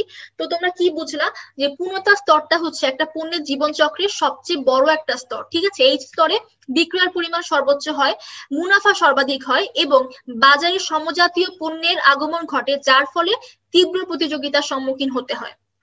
আচ্ছা, আরেকটা জিনিস, যে পূর্ণতা স্তরকে দীর্ঘস্থায়ী করার জন্য মাঝে মাঝে পণ্যের মধ্যে কিছু পরিবর্তন আনতে হয়, মডিফিকেশন আনতে হয়, আবার পণ্যটা যেন বেশি বেশি সেল হয়, এ কারণে কিন্তু পণ্যের দামও কমানো হয়, ঠিক আছে, পণ্যের দামও কমানো হয়। তো এই গেল পূর্ণতা স্তর। তারপরে আসছে পতন স্তর। পতন বা ডেক্লাইন, ঠিক আছে, পতন স্তরে বিক্রয়ের পরিমাণ কমতে থাকে, মুনাফা কমতে থাকে, এই স্তরে দুর্বল পণ্য বাজার থেকে সরিয়ে নেওয়া হয়। আচ্ছা, পতন স্তরটা বুঝতেই পারছো, একদম লাইফের একটা প্রোডাক্ট লাইফ সাইকেলের একদম লাস্ট পর্যায়ে হচ্ছে পতন স্তর। এই স্তরে বিক্রয়ের পরিমাণ কমতে থাকে, মুনাফাও কমতে থাকে এবং দুর্বল পণ্য বাজার থেকে সরিয়ে নেওয়া হয়। আচ্ছা আচ্ছা, তাহলে এখন তোমরা আমাকে বলো যে পণ্যের জীবনচক্র যে আমি 5টা স্তর পড়ালাম, সেটা হচ্ছে পণ্য উন্নয়ন, সূচনা, প্রবৃদ্ধি, পূর্ণতা এবং পতন, এই 5টা স্তর নিয়ে তোমাদের কোনো প্রশ্ন আছে কিনা বা কোনো কিছু বুঝতে সমস্যা হয়েছে কিনা? আমি চেষ্টা করেছি আমার বেস্টটা তোমাদেরকে দেওয়ার বা বুঝানোর, কিন্তু তারপরেও কিন্তু অনেক সময় হয়ে থাকে অনেকের অনেক কিছু বুঝতে সমস্যা হয়। সেক্ষেত্রে প্লিজ একটু কমেন্ট করে আমাকে জানিয়ে দিবে, আমি কমেন্টে বুঝিয়ে দিব। আর যদি তুমি প্রিমিয়াম ব্যাচের ছাত্র হয়ে থাকো তাহলে কিন্তু জুম ক্লাস তোমাদের জন্য অ্যাভেলেবেল আছে, জুমে কিন্তু তোমরা আমাদের সাথে কন্ট্যাক্ট করতে পারো, কেমন? ওকে। আচ্ছা, এখন তোমরা দেখো এখানে কি বলছে। পণ্য উন্নয়নের সূচনা স্তরে কেবল মূল্য ও প্রসার কৌশলকে বিবেচনা করে ব্যবস্থাপনা কর্তৃপক্ষ ব্যবহার করতে পারে 4টি কৌশল। ঠিক আছে, পণ্য উন্নয়ন করার পর সূচনা স্তরে পণ্যের মূল্য এবং প্রসার কৌশলটা কেমন হবে এগুলোকে বিবেচনা করে ব্যবস্থাপনা কর্তৃপক্ষ 4টি কৌশল গ্রহণ করতে পারে। কিভাবে? একটা পণ্য যখন তুমি উন্নয়ন করো, উন্নয়ন করার পর সূচনা স্তরে তোমাকে যখন পণ্যটা প্রথম তুমি বিক্রি করা শুরু করো, পণ্য উন্নয়নের সময় তুমি কোনো বিক্রি করছো না, সূচনা স্তর থেকে তুমি প্রথম বিক্রি করা শুরু করছো। তো ওই বিক্রি যখন তুমি করতে শুরু করো তখন পণ্যের মূল্যটা কেমন হবে বা তোমার প্রসারমূলক কার্যক্রমে ব্যয়টা কেমন ভাবে করবা বা কি কি ভাবে প্রসারমূলক কার্যক্রম করবা, এগুলো জানতে হলে কিন্তু ব্যবস্থাপনা কর্তৃপক্ষকে কিছু ডিসিশন নিতে হয়। তো দেখো, এইসব ক্ষেত্রে ব্যবস্থাপনা কর্তৃপক্ষ 4 ভাবে ডিসিশন নিতে পারে, এখানে 4টা কৌশল লেখা আছে। ঠিক আছে, 4টা কৌশল লেখা আছে। একটা হচ্ছে rapid skimming strategy. Rapid skimming স্ট্র্যাটেজিতে বলছে পণ্যের উচ্চ মূল্য ধার্য করে এবং ব্যাপক প্রসারমূলক কার্যক্রম পরিচালনা করাকে বলে দ্রুত তুলে নেওয়া কৌশল। ঠিক আছে, র্যাপিড স্কিমিং স্ট্র্যাটেজি কোথায় করে আমি বলি, এটা করেছে হচ্ছে গ্রামীণ ফোন। গ্রামীণ ফোন যখন বাজারে প্রথম আসে তখন তো আমরা সবাই অনেক ছোট, তাই না, আমরা তো তখন ফোনও চিনতাম না। তো গ্রামীণ ফোন যখন প্রথম আসে তখন কিন্তু তারা কল রেট 7 টাকা 8 টাকা এরকম ছিল পার মিনিট 7-8 টাকা ছিল, আরো হয়তো বা বেশি ছিল, আমার জানা নাই, আমার জানা মতে 7 টাকা ছিল সর্বোচ্চ। তো এত যে টাকা তারা কল রেট ধার্য করে, ঠিক আছে, তারা নতুন কোম্পানি মানে নতুন বাজারে আসার পরপরই কিন্তু তারা উচ্চ মূল্য ধার্য করে। ঠিক আছে, উচ্চ মূল্য ধার্য করে। তো এটাকেই বলছি র্যাপিড স্কিমিং স্ট্র্যাটেজি। তো র্যাপিড স্কিমিং স্ট্র্যাটেজিতে পণ্যের উচ্চ মূল্য ধার্য করা হয় এবং ব্যাপক প্রসারমূলক কার্যক্রম গ্রহণ করা হয়। ঠিক আছে, এবং এর মাধ্যমে দ্রুত তুলে নেওয়া হয়, এটাকে বলছে র্যাপিড স্কিমিং স্ট্র্যাটেজি। অর্থাৎ তোমার যে মুনাফাটা আছে বা তোমার যে তুমি যে ইনভেস্ট করছো, যে মূলধনটা আসছে, এটাকে তুমি দ্রুত তুলে নিচ্ছ বেশি দামে পণ্যটা সেল করার মাধ্যমে। উদাহরণ বলা হয়েছে সনি ব্রাভিয়া। আচ্ছা, এটাও একটা উদাহরণ। তারপরে বলছে স্লো স্কিমিং স্ট্র্যাটেজি। পণ্যের মূল্য বেশি ধার্য করে এবং প্রসারমূলক ব্যয় কম করে পরিচালনা করা হলে তাকে তুলে নেওয়া কৌশল বলে। স্লো স্কিমিং স্ট্র্যাটেজিতে বলছে পণ্যের মূল্য তুমি বেশি রাখবা কিন্তু প্রচারমূলক ব্যয় করবা কম, অর্থাৎ কম কম বিজ্ঞাপন দিবা, বিজ্ঞাপন এবং মানে বিক্রয় প্রসার কার্যক্রমে তোমার ব্যয়টা কম হবে। এটা হচ্ছে তোমার স্লো স্কিমিং স্ট্র্যাটেজি বা তুলে নেওয়া কৌশল। র্যাপিড স্কিমিং স্ট্র্যাটেজিতে দেখো পণ্যের খুব কম মূল্য ধার্য করে প্রচার কার্যে প্রচুর ব্যয় করার কৌশলকে বলে দ্রুত বাজার দখল কৌশল। ঠিক আছে, তো এক্ষেত্রে তুমি র্যাপিড পেনিট্রেশন স্ট্র্যাটেজিতে তুমি কি করবা, র্যাপিড পেনিট্রেশনে তুমি পণ্যের মূল্য খুবই কম ধার্য করবা এবং প্রচারমূলক ব্যয় খুব বেশি করবা। যেমন তোমাকে একটা উদাহরণ দিই, সেটা হচ্ছে বাংলা লিঙ্ক। বাংলা লিঙ্ক যখন আসে তখন আমি মোটামুটি বুঝতে শিখছি, তখন আমি মনে হয় ক্লাস 1 বা 2 তে পড়ি। তো ওই সময় যখন আমি দেখলাম যে বাংলা লিঙ্ক যখন আসে তখন কিন্তু সে কল রেট একদম কমিয়ে দিয়েছে কল রেট। জিপির যেখানে 7 টাকা কল রেট, সেখানে গ্রামীণ ফোনের কিন্তু অনেক কম টাকা কল রেট ছিল। তো ওই কম মূল্য ধার্য করার মাধ্যমে কিন্তু তারা বাজারটাকে দখল করার চেষ্টা করেছে এবং প্রচুর প্রচারমূলক ব্যয় করেছে। যেমন আমরা তখন বগুড়াতে ছিলাম, আমার আব্বুর চাকরি তখন বগুড়াতে, তো বগুড়াতে যখন ছিলাম তখন আমি দেখতাম যে গ্রামীণ ফোনের সিম বিক্রি করার জন্য তারা একটা মেলা বসাইছিল, জানো, ওই মেলা থেকে কিন্তু আমার ভাইয়া গ্রামীণ ফোনের সিম কিনেছে। তো ওরা হচ্ছে এমন প্রসারমূলক ব্যয় করতো। আর মেলা স্থাপন করা বা মেলা স্টল দেয়া এগুলা কিন্তু সব বিক্রয় প্রসার কার্যক্রমের মধ্যে পড়ছে। ঠিক আছে, মেলায় স্টল দেওয়াটা কিন্তু বিক্রয় প্রসার কার্যক্রম। তো বিক্রয় প্রসার কার্যক্রমটা কিন্তু তোমার মূলত প্রচার কার্যের মধ্যেই পড়ছে। তো এই জন্যই বলা হচ্ছে যে বাংলা লিঙ্ক সিমটা যখন নতুন বাজারে আসে তখন খুব কম মূল্য ধার্য করে এবং প্রচার কার্যে প্রচুর পরিমাণে ব্যয় করছে। এইকে বলা হচ্ছে দ্রুত বাজার দখল কৌশল। যেমন বলছে সিম্ফনি ফোন, হ্যাঁ সিম্ফনি ফোনটাও কিন্তু তাই হয়েছিল। সিম্ফনি ফোন যখন বাজারে লঞ্চ হয় তখন আমি খুব সম্ভবত ক্লাস 9-এ পড়ি, 9 অথবা 8 পড়ি। তো ওই সময় দেখা গেছে যে হচ্ছে মানে হঠাৎ করে দেখলাম সবার হাতে হাতে সিম্ফনি ফোন, তোমার কি রিক্সাওয়ালা কি হচ্ছে বড়লোক সবার হাতে সিম্ফনি ফোন, কারণ এরা এত কম মূল্য ধার্য করেছিল যে সাধারণ মানুষ এই পণ্যগুলোকে বেশি বেশি অ্যাফোর্ড করা শুরু করেছিল এবং প্রচারমূলক ব্যয়ও করেছে অনেক বেশি। ঠিক আছে, তারপরে আসছে স্লো পেনিট্রেশন স্ট্র্যাটেজি। এখানে পণ্যের মূল্য কম ধার্য করা হয়, আবার প্রচারমূলক কার্যক্রমেও কম ব্যয় করা হয়। ঠিক আছে, এখানে কম কথা লেখা নেই, আমি লিখে দিচ্ছি।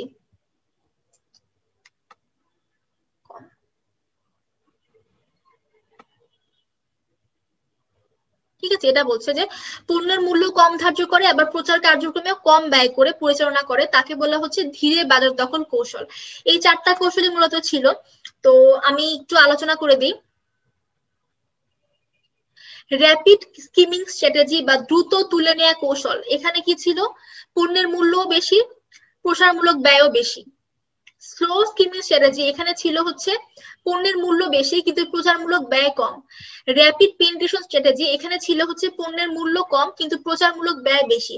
আর স্লো পেনিট্রেশন স্ট্র্যাটেজিতে দুটাই কম, পণ্যের মূল্য কম প্রচারমূলক ব্যয়ও কম। ঠিক আছে, এগুলো থেকে মূলত তোমার এমসিকিউ আসে, খুব কম আসে, তাও চলে আসতে পারে, এই জন্য আমি দিয়ে দিলাম। এখান থেকে খুব বেশি এমসিকিউ যে আসে তা কিন্তু না, একটু বেশ একটু হার্ড লেভেলের ব্যাপার আসলে, এটা একটু একটু মানে হায়ার লেভেলের ব্যাপার, তাও তোমরা এটা একটুখানি জেনে রাখো বা একটুখানি মনে রাখো। বিশেষ করে তোমার গ্রামীণ ফোন আর বাংলা লিঙ্কের যে কথাটা বললাম এটা একটু মাথায় রাখতে হবে, কেমন?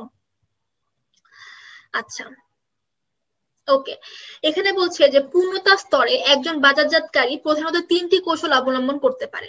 তো আমি তোমাকে বললাম না যে পূর্ণতা স্তরে যেটা হয়, পূর্ণতা স্তরে কিন্তু একটা পণ্য মানে একটা পণ্যের মধ্যে অনেক বেশি পরিবর্তন আনতে হয়, কারণ সমজাতীয় অনেক পণ্য বাজারে তখন চলে আসে। তো সমজাতীয় পণ্য যখন বাজারে চলে আসে তখন কিন্তু আমার পণ্যটাকে একটু চেঞ্জ আনতে হয়, আমার বাজারে, আমার পণ্যে, আমার বাজারজাতকরণ মিশ্রণে। তো পূর্ণতা স্তরে একজন বাজারজাতকারী কি কি কৌশল অবলম্বন করতে পারে, এরকম প্রশ্ন কিন্তু তোমাদের আসতে পারে। রিটেনের ক্ষেত্রে এটা বেশ গুরুত্বপূর্ণ যে পূর্ণতা স্তরে একজন বিপণনকারী প্রধানত কয়টি কৌশল গ্রহণ করতে পারে বা কি কি কৌশল গ্রহণ করতে পারে। তখন তোমরা লিখবা বাজার পরিমার্জন বা মার্কেট মডিফিকেশন, তারপর লিখবা পণ্য পরিমার্জন বা প্রোডাক্ট মডিফিকেশন, আর তারপর হচ্ছে বাজার মিশ্রণ পরিমার্জন বা মার্কেটিং মিক্স মডিফিকেশন। আচ্ছা, এটা কিভাবে হলো দেখো, বাজার পরিমার্জন বা মার্কেট মডিফিকেশন ব্যাপারটা হচ্ছে তোমার যখন তুমি দেখছো যে তোমার পণ্যটা একটা বাজারে অনেকদিন ধরে আছে, নতুন প্রতিযোগী পণ্য আসছে, সমজাতীয় পণ্য আসছে, তখন তুমি চিন্তা করলা যে আমি এই বাজারে তো পণ্যটা আছেই, আমি আরো কিছু নতুন বাজার ক্রিয়েট করার চেষ্টা করি। এইটা চিন্তা করি তখন তুমি করবা কি, তুমি ধরো ঢাকায় তুমি সেল করতা, ঢাকার বাইরে তুমি রাজশাহী, চিটাগাং, খুলনা এইসব জায়গায় তুমি আউটলেট দিবা, এইসব জায়গায় তুমি পণ্যটা সেল করার চেষ্টা করবা, অর্থাৎ তুমি নতুন বাজার সৃষ্টি করবা। এটাকেই বলছে মার্কেট মডিফিকেশন। নতুন ক্রেতা যখন তোমার তৈরি হবে, এটাই কিন্তু মূলত মার্কেট মডিফিকেশন বা বাজার পরিমার্জন। ঠিক আছে, নতুন বাজার তৈরি করাটা। পরে বলছে পণ্য পরিমার্জন। পণ্য পরিমার্জন বা প্রোডাক্ট মডিফিকেশন বলতে বোঝায় যে তুমি তোমার পণ্যের মধ্যে কিছু চেঞ্জ আনবা, যেমন পণ্যের মান উন্নয়ন করবা, পণ্যের আকার আকৃতি চেঞ্জ করবা, মৌলিকীকরণ চেঞ্জ করবা। ঠিক আছে, এগুলো হচ্ছে প্রোডাক্ট মডিফিকেশন বা পণ্য পরিমার্জন। তারপরে আসছে বাজার মিশ্রণ পরিমার্জন বা মার্কেটিং মিক্স মডিফিকেশন। তো মার্কেটিং মিক্স এর মধ্যে তুমি তোমার পণ্য পরিবর্তন করতে পারছো, বা তারপর তুমি তোমার প্রসারমূলক যে কার্যক্রমগুলো আছে সেগুলো পরিবর্তন করতে পারছো। সাপোজ তোমার পণ্যের জন্য আগে শাহরুখ খান অ্যাড দিত, এখন তুমি চিন্তা করলো যে না, শাহরুখ খানকে দিয়ে আর হচ্ছে না, এবার আমি সালমান খানকে দিয়ে আমার পণ্যের বিজ্ঞাপন করাবো। ঠিক আছে, এমনও হতে পারে। তো মার্কেটিং মিক্স এর মধ্যে মূলত যে শুধুমাত্র প্রসারমূলক কাজগুলো আছে তা কিন্তু না, আরো অনেক কাজ আছে, বন্টন সংক্রান্ত কাজ আছে। পণ্য, মূল্য, বন্টন, প্রসার, এই সবগুলোই কিন্তু মূল্য, পণ্য, বন্টন, প্রসার, এই সবগুলো কিন্তু তুমি পরিমার্জন করতে পারো, চেঞ্জেস আনতে পারো। তুমি তোমার বন্টনের ক্ষেত্রে মধ্যস্থ ব্যবসায়ীদের মধ্যে কিছু মডিফিকেশন আনতে পারো, তুমি তোমার পণ্যের মূল্যের মধ্যে কিছু মডিফিকেশন আনতে পারো, পণ্যের মূল্য কমিয়ে দিতে পারো। এগুলো সবকিছু কিন্তু বাজার মিশ্রণ পরিমার্জনের মধ্যে পড়ছে। তো এই কাজগুলো আসলে কেন করা হয়, যখন দেখা যাচ্ছে যে আমার বাজারে আমার পণ্যটার সাথে আরো কিছু সমজাতীয় পণ্য চলে আসছে বা নতুন প্রতিযোগী আসছে, তখন মনে হয় যে আচ্ছা, নতুন প্রতিযোগী আসার ফলে কিন্তু আমার পণ্যটার বিক্রি কমে যাবে। ঠিক আছে, বিক্রি কমে যাবে, তখন আমাকে যেটা করতে হবে, বাজারটাকে পরিবর্তন করতে হবে বা মডিফাই করতে হবে। আমার আমি তো ঢাকায় পণ্য সেল করছি, আমি ঢাকা সহ বাইরে বাইরে পণ্য সেল করব, বিভিন্ন উপজেলা বিভিন্ন ইউনিয়ন পর্যায়ে আমার পণ্য সেল করব। বা যদি টাকা থাকে আমি আমার পণ্যটাকে ভালো মানসম্মত পণ্য আমি বিদেশে সেল করব, ঠিক আছে। আর পণ্য পরিমার্জন বলতে বোঝা যে ঠিক আছে বাজারটা এই বাজারে আমি পণ্য ছাড়বো কিন্তু ইউনিক করে, মানে আরেকটু ডিফারেন্সিয়েট করে পণ্যটা ছাড়বো, মান উন্নয়ন করবো, মৌলিকীকরণ করবো, এগুলোর মাধ্যমে কিন্তু পণ্য পরিমার্জন করতে পারছি। আবার মার্কেটিং মিক্স পরিমার্জন বলতে বোঝাচ্ছে তোমার পণ্য মূল্য বন্টন প্রসার এগুলোর পরিবর্তনগুলা, ঠিক আছে। এই পরিবর্তনগুলো করার মাধ্যমে আমরা আমাদের পণ্যগুলোকে বাজারে টিকিয়ে রাখতে পারি, ঠিক আছে। তো একজন বিপণনকারী যখন পূর্ণতা স্তরে থাকে, সে যখন দেখছে যে অনেক বেশি সমজাতীয় পণ্য বাজারে এসেছে বা অনেক প্রতিযোগিতা মোকাবেলা করতে হচ্ছে, তখন তিনি এই 3টা স্টেপ নিতে পারে, ঠিক আছে। এই 3টার মধ্যে যে কোনো একটা নিতে পারে বা 3টা একসাথে গ্রহণ করতে পারে। আশা করি ব্যাপারটা তোমাদের কাছে ক্লিয়ার হয়েছে। আচ্ছা, এখন আসছে খুবই সহজ এবং খুবই ইন্টারেস্টিং একটা টপিকে, সেটা হচ্ছে পণ্যের শ্রেণী বিভাগ। আচ্ছা, দেখো এখানে আলোচনা করা হচ্ছে পণ্যের শ্রেণী বিভাগ নিয়ে। পণ্য দুই প্রকার, একটা হচ্ছে ভোগ্য পণ্য, একটা হচ্ছে ইন্ডাস্ট্রি শিল্প পণ্য। ভোগ্য পণ্যকে আমরা বলছি কনজিউমার প্রোডাক্ট, আর শিল্প পণ্যকে আমরা বলছি ইন্ডাস্ট্রিয়াল প্রোডাক্ট। কেমন? তো ভোগ্য পণ্য হচ্ছে 4টি: সুবিধাজনক পণ্য, বিপণন পণ্য, বিশিষ্ট পণ্য এবং অযাচিত পণ্য, ঠিক আছে। আচ্ছা, তো সুবিধা পণ্যকে আবার 4 ভাগে ভাগ করা হচ্ছে। একটা হচ্ছে আবশ্যক পণ্য, জরুরি পণ্য, লোভনীয় পণ্য এবং গৃহে সরবরাহকৃত পণ্য। আর বিপণন পণ্যকে আবার 2 ভাগে ভাগ করছি আমরা, শৌখিন পণ্য এবং সেবা পণ্য। আচ্ছা, অযাচিত পণ্যকে আবার 2 ভাগে ভাগ করা হয়, এটা তোমার এখানে দেয়া নাই, কিন্তু অযাচিত পণ্যকে আবার 2 ভাগে ভাগ করা হয়। একটা হচ্ছে নতুন অযাচিত পণ্য এবং পুরাতন অযাচিত পণ্য, এগুলো নিয়ে কিন্তু আমরা পরে আরো আলোচনা করব। তারপরে শিল্প পণ্যকে আবার তোমার 3 ভাগে ভাগ করছে: কাঁচামাল ও যন্ত্রাংশ, মূলধন জাতীয় পণ্য, উপকরণ ও সেবা বা সরবরাহ ও সেবা। আচ্ছা, তো আসলে আমাদের এখানে গুরুত্বপূর্ণ হচ্ছে ভোগ্য পণ্যটা।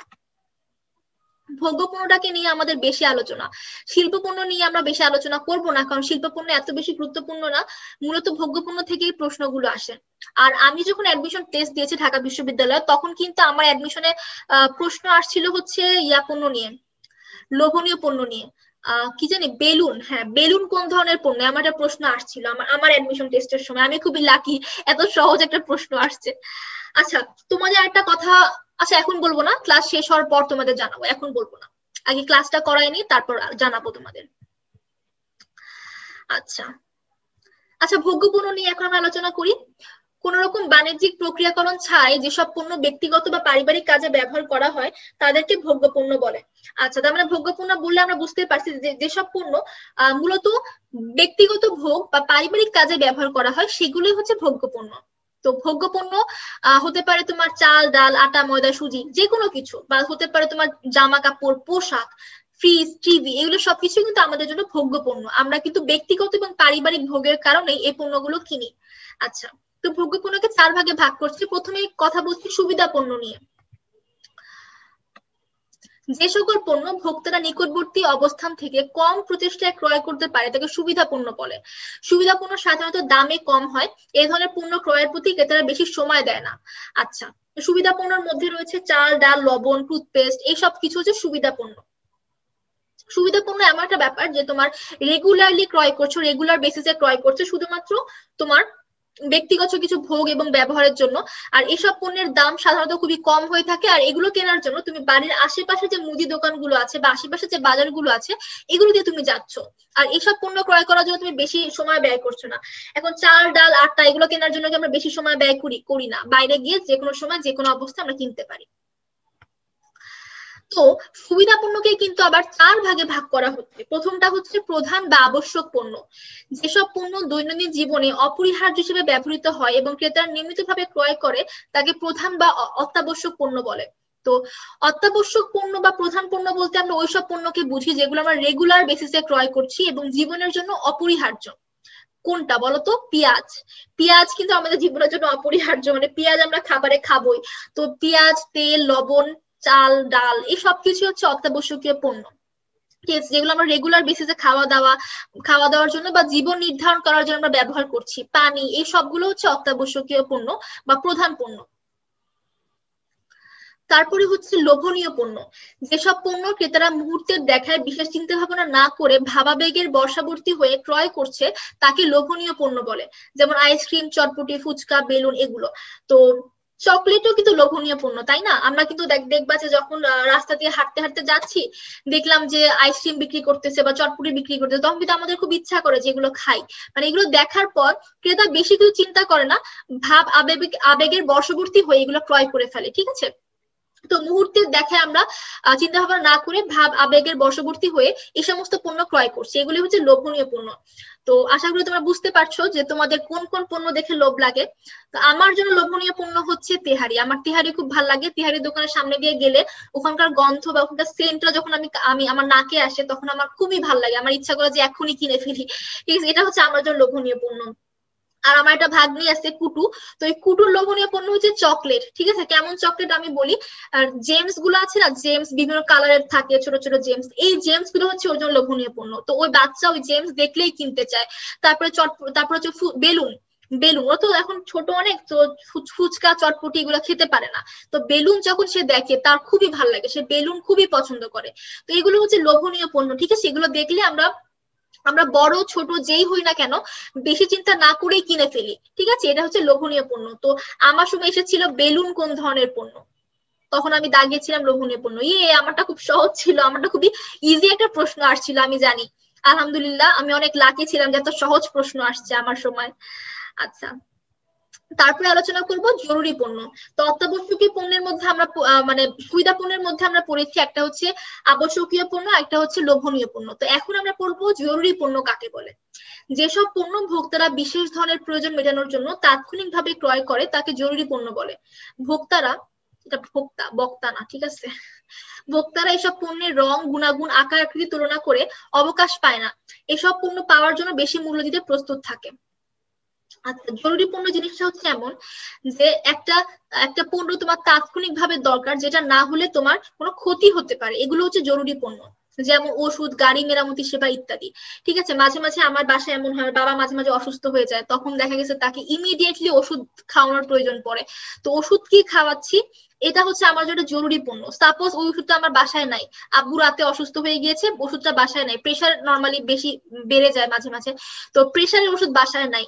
তো তখন কিন্তু এমন হয় যে আমরা চিন্তা করি না যে রাত কি সকাল না বিকাল, আমরা তখন ইমিডিয়েটলি বাইরে গিয়ে ওষুধটা আনার ব্যবস্থা করি। যে সমস্ত দোকানপাট রাতের বেলা খোলা থাকে, ওষুধের দোকান কিন্তু রাতেও খোলা থাকে, ওখান থেকে কিন্তু আমরা ইমিডিয়েটলি ওষুধটা আনার চেষ্টা করি। আমাদের কখনো এমন হয়নি, আমার নর্মালি হচ্ছে এই সমস্ত যে জরুরি পণ্যগুলো থাকে, যেমন তোমার স্যাভলন বা ওষুধ সামগ্রী যেগুলো থাকে, এগুলো আমরা সবসময় চেষ্টা করি, স্যালাইন, স্যাভলন, প্রেশারের ওষুধ বা হচ্ছে লুজ মোশনের ওষুধ, এগুলো সবগুলো বাসায় আগে থেকে রেখে দেওয়ার চেষ্টা করি, কারণ যে কোনো সময় যে কোনো সমস্যা হতে পারে। তো এটাই হচ্ছে জরুরি পণ্য। এগুলো কিন্তু আমরা কেনার সময় ভাবি না যে এটা রং কেমন, আকার আকৃতি কেমন, দাম কেমন, দামকে কখন আমরা পাত্তাই দিই না। আমাদের যখন অসুখ হয়, আমরা যখন ওষুধ খাই, তখন আমরা ভাবি না ওষুধের দাম বেশি না কম, আমরা আমাদের আমাদের প্রয়োজনের জন্য, আমাদের একান্ত ব্যক্তিগত প্রয়োজনের জন্য আমরা এগুলো কিনে ফেলি, একদম দামের কথা চিন্তা না করেই কিনে ফেলি, ঠিক আছে? কারণ এগুলো হচ্ছে জরুরি পণ্য, এগুলো আমাদের খুবই বেশি দরকার, ঠিক আছে? যেমন দেখো গাড়ির মেরামতি সেবা, ওষুধ ইত্যাদি। তো গাড়ির মেরামতি সেবা বলতে কি বুঝো? ধরো যে তুমি মাঝ রাস্তায় কোথাও গাড়ি নিয়ে যাচ্ছিলা, মাঝ রাস্তায় তোমার গাড়িটা নষ্ট হয়ে গেল, তখন কিন্তু তোমার ইমিডিয়েটলি গাড়ির মেরামতি সেবাটা দরকার হবে, ঠিক আছে? এটা কিন্তু তোমার জন্য তখন জরুরি পণ্য, রাইট? ওকে, তা আশা করি জরুরি পণ্যের যে যে গুরুত্বটা এটা আমি তোমাদের বোঝাতে সক্ষম হয়েছি। তো চেষ্টা করবা যাদের বাসায় বয়স্ক মানুষজন আছে বা বাচ্চারা আছে, তাদের জন্য সবসময় চেষ্টা করবা তোমাদের জরুরি যে পণ্যগুলো আছে সেগুলো অলওয়েজ রেখে দিতে, তোমার কাছে যে কোনো সময় দরকার হতে পারে, রাত বিরাত যে কোনো সময় কিন্তু এই সমস্ত পণ্যের প্রয়োজন পড়তে পারে, ঠিক আছে? ওকে, তারপর আমরা আলোচনা করবো গৃহে সরবরাহকৃত পণ্য। তো সুবিধা পণ্য চারটা বলেছিলাম। তো প্রথমটা হচ্ছে আবশ্যকীয় পণ্য বা প্রধান পণ্য, তারপরটা হচ্ছে লোভনীয় পণ্য, তারপরটা হচ্ছে জরুরি পণ্য। এবার 4 নাম্বারটা আমরা জানবো গৃহে সরবরাহকৃত পণ্য। যে পণ্য বিক্রয় কাজ হোক তার ঘরে ঘরে পণ্যটি পৌঁছানোর মাধ্যমে সম্পূর্ণ হয়। মানে যে পণ্যের বিক্রয় কাজ ঘরে ঘরে পণ্যটা পৌঁছানোর মাধ্যমে সম্পন্ন হয় তাকে গৃহে সরবরাহকৃত পণ্য বলে। এগুলো কোনগুলা? এগুলো হচ্ছে তোমার দুধ, প্রথমত দুধ, কারণ হচ্ছে ঢাকা শহরে তো এমন নাই, কারণ ঢাকা শহরে সবাই প্যাকেট দুধটাই আমরা কিনি। কিন্তু যখন আমি আমার দাদু বাড়ি বা নানু বাড়িতে যাই, তখন আমি দেখি প্রত্যেকদিন সকালবেলা যে হচ্ছে গোয়ালা বা যারা দুধের ব্যবসা করছে, গোয়ালাই মূলত, তারা কিন্তু বাড়িতে এসে দুধ দিয়ে যাচ্ছে। একটা একটা হচ্ছে তোমার একটা টিনের একটা হচ্ছে গ্লাসের মতো থাকে, ওটা দিয়ে দুধ মেপে মেপে একটা পাতিলের মধ্যে দিয়ে যাচ্ছে, বাসায় এসে দিচ্ছে। এটা হচ্ছে গৃহে সরবরাহকৃত পণ্য। আর ঢাকার ক্ষেত্রে বলবো, ঢাকার ক্ষেত্রে হচ্ছে তরি তরকারি। যেমন আমাদের বাসায় এখন তো ধরো রাতে আমি ক্লাসটা নিচ্ছি বাসায়, তো রাতে কোনো গ্যাঞ্জাম নাই, কিন্তু সকালবেলা রুমে থাকা যায় না, দেখা গেছে 2 মিনিট পর পর এক একটা করে সবজি আলা আসতেছে, তরকারি আলা আসতেছে, এসে হচ্ছে তরকারি সেল করছে, একদম একদম আমার বাসার নিচে আসছে, একদম বাসার নিচে নিচে আসছে। অনেক আন্টিদেরকে দেখি যে তারা বারান্দা থেকে পণ্য ক্রয় করছে, বা অনেকে নিচে গিয়ে সবজি কিনছে। তো এইগুলো হচ্ছে গৃহে সরবরাহকৃত পণ্য।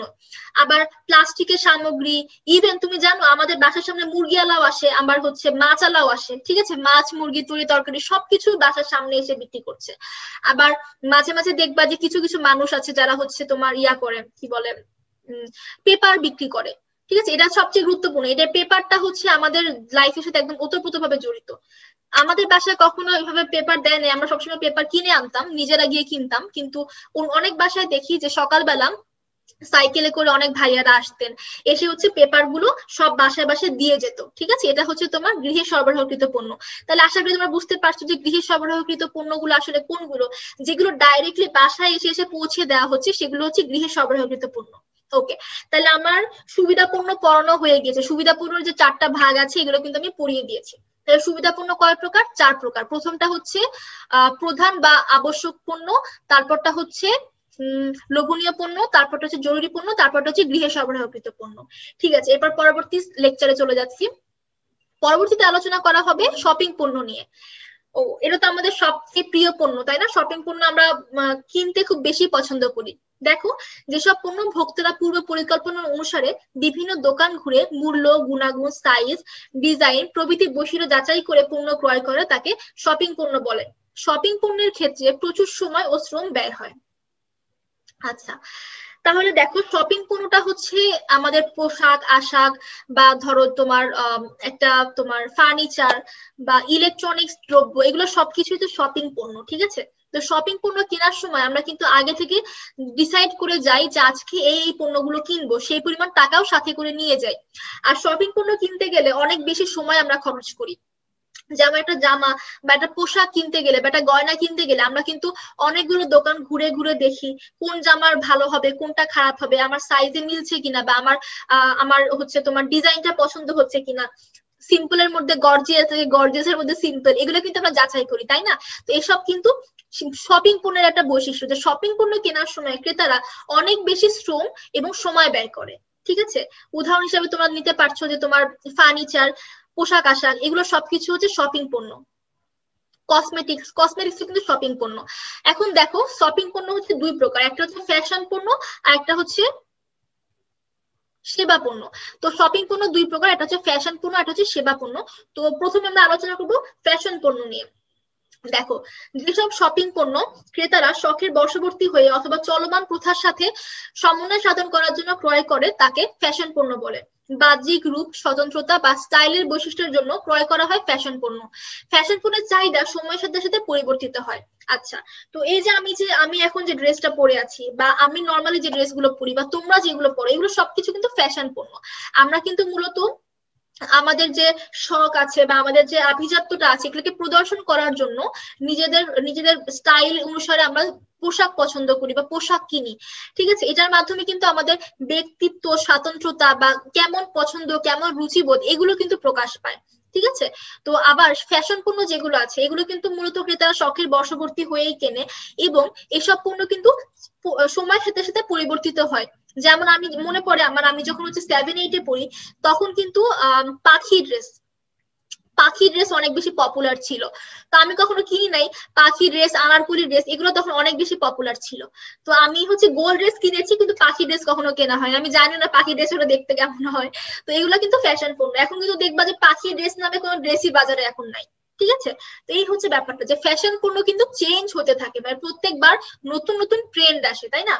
তো আমি কিন্তু তোমাদের ফ্যাট ট্রেন্ড, মেগা ট্রেন্ড এগুলো পড়িয়েছি, ওখানে কিন্তু ফ্যাশন পণ্য নিয়ে অনেক আলোচনা করেছি, যে কিভাবে স্টাইল গুলো পরিবর্তন হচ্ছে, ফ্যাশনটা পরিবর্তন হচ্ছে, কেন পরিবর্তন হচ্ছে। তো এই ছিল ফ্যাশন পণ্যের টোটাল আলোচনা। তো ফ্যাশন পণ্যের উদাহরণ হিসেবে যদি আমি দিতে চাই, তাহলে আমি বলবো যে পোশাক আশাক, কসমেটিক্স সামগ্রী, এগুলো হচ্ছে ফ্যাশন পণ্য, ঠিক আছে। এবার আমি বলবো, আচ্ছা দেখো উদাহরণ দেওয়া আছে, আসবাবপত্র, অলংকার, পোশাক পরিচ্ছদ, গিফট, এগুলো হচ্ছে ফ্যাশন পণ্য। আচ্ছা, এবার আমরা বলবো সেবা পণ্য কি জিনিস। যে সমস্ত শপিং পণ্যের স্থায়িত্বকাল দীর্ঘ হয় এবং কার্যকারিতা ঠিক রাখার জন্য মাঝে মাঝে মেরামত বা সার্ভিসিং এর প্রয়োজন হয় তাকে সেবা পণ্য বলে। আচ্ছা, সেবা পণ্য জিনিসটা হচ্ছে তোমার refrigerator, TV, air conditioner, washing machine, তারপর হচ্ছে তোমার ওই কি বলে মিক্সার গ্রাইন্ডার, ব্লেন্ডার, এগুলো হচ্ছে তোমার সেবা পণ্য। ঠিক আছে, তো সেবা পণ্যের হচ্ছে স্থায়িত্বটা অনেক বেশি দীর্ঘ হয় এবং কার্যকারিতা ঠিক রাখার জন্য কিন্তু মাঝে মাঝে মেরামত বা সার্ভিসিং এর প্রয়োজন পড়ে। এটা হচ্ছে সেবা পণ্য এবং সেবা পণ্যের স্থায়িত্ব হচ্ছে সবচেয়ে বেশি থাকে। তো উদাহরণ তো বুঝতেই পারছো কোন কোন পণ্য আমাদের দৈনন্দিন কাজে সেবা দিচ্ছে, রেফ্রিজারেটর দিচ্ছে, টিভি দিচ্ছে, এসি দিচ্ছে, এগুলো হচ্ছে তোমার সেবা পণ্য। তো আশা করি শপিং পণ্যের যে দুটো ধাপ আছে, একটা হচ্ছে ফ্যাশন পণ্য এবং সেবা পণ্য, এগুলো তোমাদের একদম ক্লিয়ার হয়ে গেছে এবং উদাহরণ আসলে বা যে কোনো প্রশ্ন আসলে তোমরা ইনশাল্লাহ পারবা। পরবর্তীতে আলোচনা করবো বিশিষ্ট পণ্য নিয়ে। যেসব ভোগ্যপণ্য দেখতে চমৎকার, উন্নত প্রযুক্তি দ্বারা তৈরি ও পৃথক বৈশিষ্ট্য সম্পন্ন এবং ক্রয়ের প্রতি একটি বিশেষ শ্রেণীর ক্রেতাদের আকর্ষণ থাকে তাকে বিশিষ্ট পণ্য বলে। তাহলে বুঝতে পারছো যে কিছু ভোগ্যপণ্য আছে যেগুলো দেখতে চমৎকার, উন্নত প্রযুক্তি দ্বারা তৈরি এবং আলাদা কিছু বৈশিষ্ট্য আছে এবং এই সমস্ত পণ্য ক্রয়ের প্রতি সমাজের একটা বিশেষ শ্রেণীর ক্রেতাদের প্রবল আকর্ষণ থাকে, এগুলোকে বলা হচ্ছে বিশিষ্ট পণ্য। যেমন দেখো, বিশিষ্ট পণ্য কেনার ক্ষেত্রে ক্রেতারা কিন্তু বিভিন্ন ব্র্যান্ডের মধ্যে তুলনা করে। ঠিক আছে, আবার হচ্ছে মানে তারা হচ্ছে দামি এবং উন্নত প্রযুক্তি সম্পন্ন পণ্যটা তারা ক্রয় করছে। বিশিষ্ট পণ্য খুবই দামি উপকরণে তৈরি হয়। ঠিক আছে, এই জন্য একটি বিশিষ্ট পণ্য বলা হয় দামি পণ্যগুলো। যেমন উদাহরণে বলা হচ্ছে মার্সিডিজ গাড়ি, রেডো ঘড়ি, দামি পারফিউম, জুম লেন্স বিশিষ্ট ক্যামেরা, তারপরে হচ্ছে তোমার ওই আরো দামি দামি যে জিনিসগুলো আছে, ডায়মন্ডের যে জিনিসগুলো আছে, এগুলো হচ্ছে বিশিষ্ট পণ্য। ঠিক আছে, এইসব বিশিষ্ট পণ্য কিন্তু নর্মালি আমাদের ধরো যে মিডল ক্লাস ফ্যামিলি গুলো এফোর্ড করে না বা করতে চায় না, তাদের এত ইচ্ছাও হয় না, কিন্তু যারা অনেক বেশি হাইয়ার সোসাইটিতে বিলং করছে তারা কিন্তু আসলে নিজেদের আভিজাত্যটা প্রদর্শন করার জন্য বিশিষ্ট পণ্যগুলো বেশি বেশি করে ক্রয় করে থাকে। যেমন মার্সিডিজ গাড়ি, রেডো ঘড়ি বা দামি পারফিউম। ঠিক আছে, এইসব জিনিসগুলো কিন্তু আসলে বিশিষ্ট পণ্যের মধ্যে পড়ছে। তো বিশিষ্ট পণ্যগুলো শুধুমাত্র বিশেষ শ্রেণীর ক্রেতাদেরই আকর্ষণ করে এবং তারা এই ধরনের পণ্যগুলো কিনে। পাশাপাশি তারা একটা চিন্তা করে যত বেশি দাম হবে তত বেশি পণ্যটা বিশিষ্ট হবে, তত বেশি পণ্যটা ভালো হবে, এটা তারা চিন্তা করে বেশি দাম দিয়ে বিশিষ্ট পণ্যগুলো ক্রয় করতে পছন্দ করে এবং এগুলো ক্রয়ের প্রতি তারা অনেক বেশি সময় দেয় এবং অনেক বেশি পরিকল্পনা করে তারা এগুলো ক্রয় করে থাকে। ঠিক আছে, তারপরে চলে যাচ্ছে অযাচিত পণ্যে। যেটা পণ্য সম্পর্কে ক্রেতাদের তেমন কোনো পূর্ব ধারণা বা অভিজ্ঞতা থাকে না এবং যেগুলো তারা দেখেনি বা দেখলেও ক্রয়ের কথা ভাবেনি তাকে অযাচিত পণ্য বলে। তো অযাচিত পণ্য হচ্ছে এমন একটা পণ্য যেগুলো সম্পর্কে আমরা যারা ক্রেতা আছি তাদের কিন্তু আগে থেকে কোনো নলেজ থাকে না এবং কোনো অভিজ্ঞতাও থাকে না কেনার, কিন্তু মানে ক্রয়ের কথা আমরা ভাবিও না, মানে বাজারে যদি এগুলো দেখেও থাকি আমরা ক্রয়ের কথা ভাবি না। এখন একটা উদাহরণ তোমরা আমাকে দাও, আমরা তো সবাই একসময় মারা যাবো, তাই না? আমরা তো সারা জীবন বেঁচে থাকবো না। তো বাজারে তো কাফনের কাপড় সবাই দেখছি, আমরা তো কয়জন কিনে রাখছি? আমরা কি নর্মালি তো আমরা কাফনের কাপড় কিনে রাখি না। ঠিক আছে, বা কবরস্থানের জায়গাও কিন্তু আমরা কিনে রাখছি না। এগুলো কিন্তু সবই অযাচিত পণ্য। ঠিক আছে, অযাচিত পণ্যের ক্ষেত্রে কিন্তু প্রমোশনটা জরুরি, কারণ তোমাকে জানানোর মাধ্যমে এগুলোকে কেনার চেষ্টা করে। যেমন আমি হচ্ছি তোমার মিরপুরের রাস্তা দিয়ে যখন হাঁটি, একটা দোকান আসে, সেটা হচ্ছে তোমার শেষ বিদায় স্টোর। শেষ বিদায় স্টোর, হ্যাঁ। তো শেষ বিদায় স্টোরের মধ্যে আমি দেখছি যে কাফনের কাপড় বিক্রি করতেছে, তারপরে হচ্ছে আগরবাতি আরো মানে এই সমস্ত জিনিস বিক্রি করতেছে। তো আমরা কিন্তু এগুলা আমি দেখি প্রতিদিনই, কিন্তু আমি কিন্তু এত জামা কাপড় কিনি, এগুলো কিন্তু কিনি না। কিন্তু আসলে তো কাফনের কাপড়টা কিন্তু একদিন আমাদের আলটিমেটলি লাগবে। এগুলো হচ্ছে অযাচিত পণ্য, যেগুলো সম্পর্কে আমাদের ধারণা নাই, আর দেখে থাকলেও এগুলো আমরা কেনার কথা ভাবি না। ঠিক আছে, এগুলো হচ্ছে অযাচিত পণ্য। উদাহরণ হিসেবে দেখো কি বলছে, জীবন বীমা পলিসি, বিশ্বকোষ, অগ্নি নির্বাপক যন্ত্র। তো জীবন বীমা পলিসি হচ্ছে লাইফ ইন্স্যুরেন্স।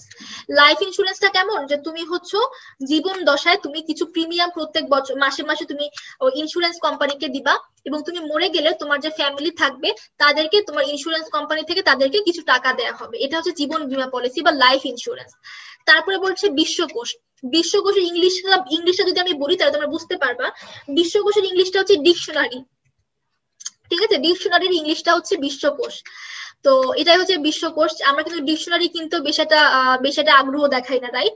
তো এটা হচ্ছে বিশ্বকোষ। আর অগ্নি নির্বাপক যন্ত্র হচ্ছে বুঝতেই পারছো তোমরা যে আগুন নিভানোর যে যন্ত্রগুলো থাকে এগুলোকে অগ্নি নির্বাপক যন্ত্র বলে। তো এগুলো কিন্তু নর্মালি আমরা কিনি না, কিন্তু দেখবা যে বড় বড় যে কোম্পানিগুলো আছে বা বড় বড় যে প্রতিষ্ঠানগুলো আছে ওখানে কিন্তু অগ্নি নির্বাপক যন্ত্র কিনে কিনে রাখা হয়, সেট করা হয়। দেখবে এটা লাল একটা বোতলের মতো থাকে, ঠিক আছে? আমি দেখছি, আমি অনেক জায়গায় দেখছি, আমার আমার স্কুল আমার কলেজ এগুলোতে ছিল, আমার ভার্সিটিতে আছে কিনা দেখি নাই, বাট স্কুল কলেজে ছিল অগ্নি নির্বাপক যন্ত্র।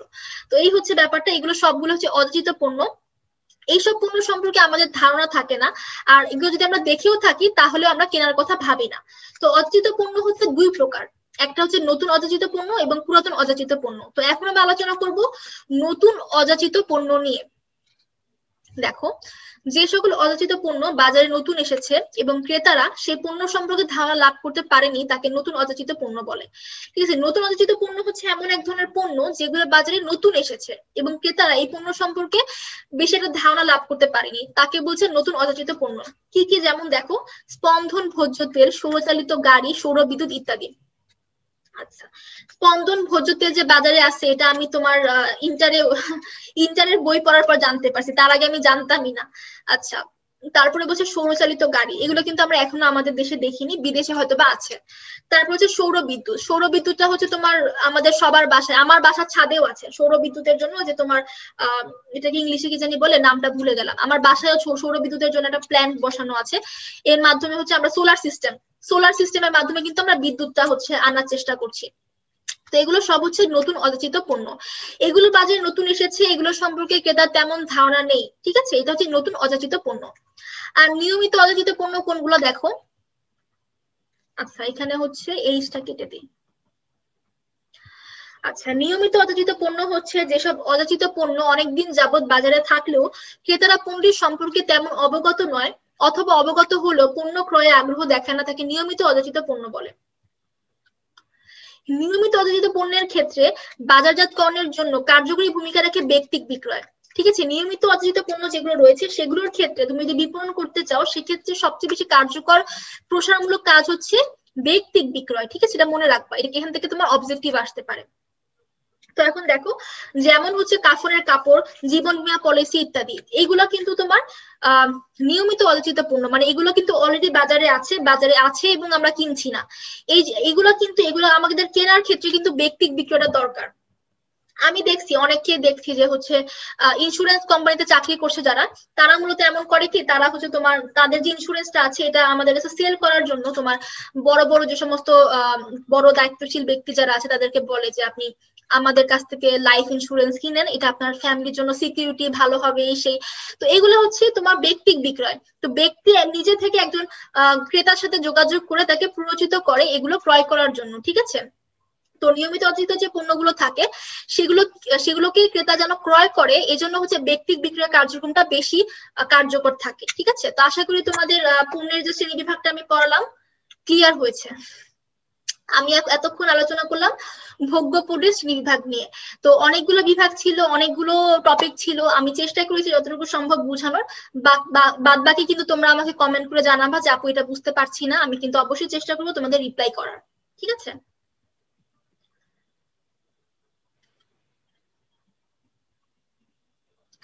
এবার আসছে শিল্প পণ্য বা ইন্ডাস্ট্রিয়াল প্রোডাক্ট। ঠিক আছে, শিল্প পণ্য বা ইন্ডাস্ট্রিয়াল প্রোডাক্ট বলতে আমরা কি বুঝি দেখো, যেসব পণ্য উৎপাদন অথবা পুনঃপ্রক্রিয়াকরণের কাজে ব্যবহৃত হয় তাকে শিল্প পণ্য বলে।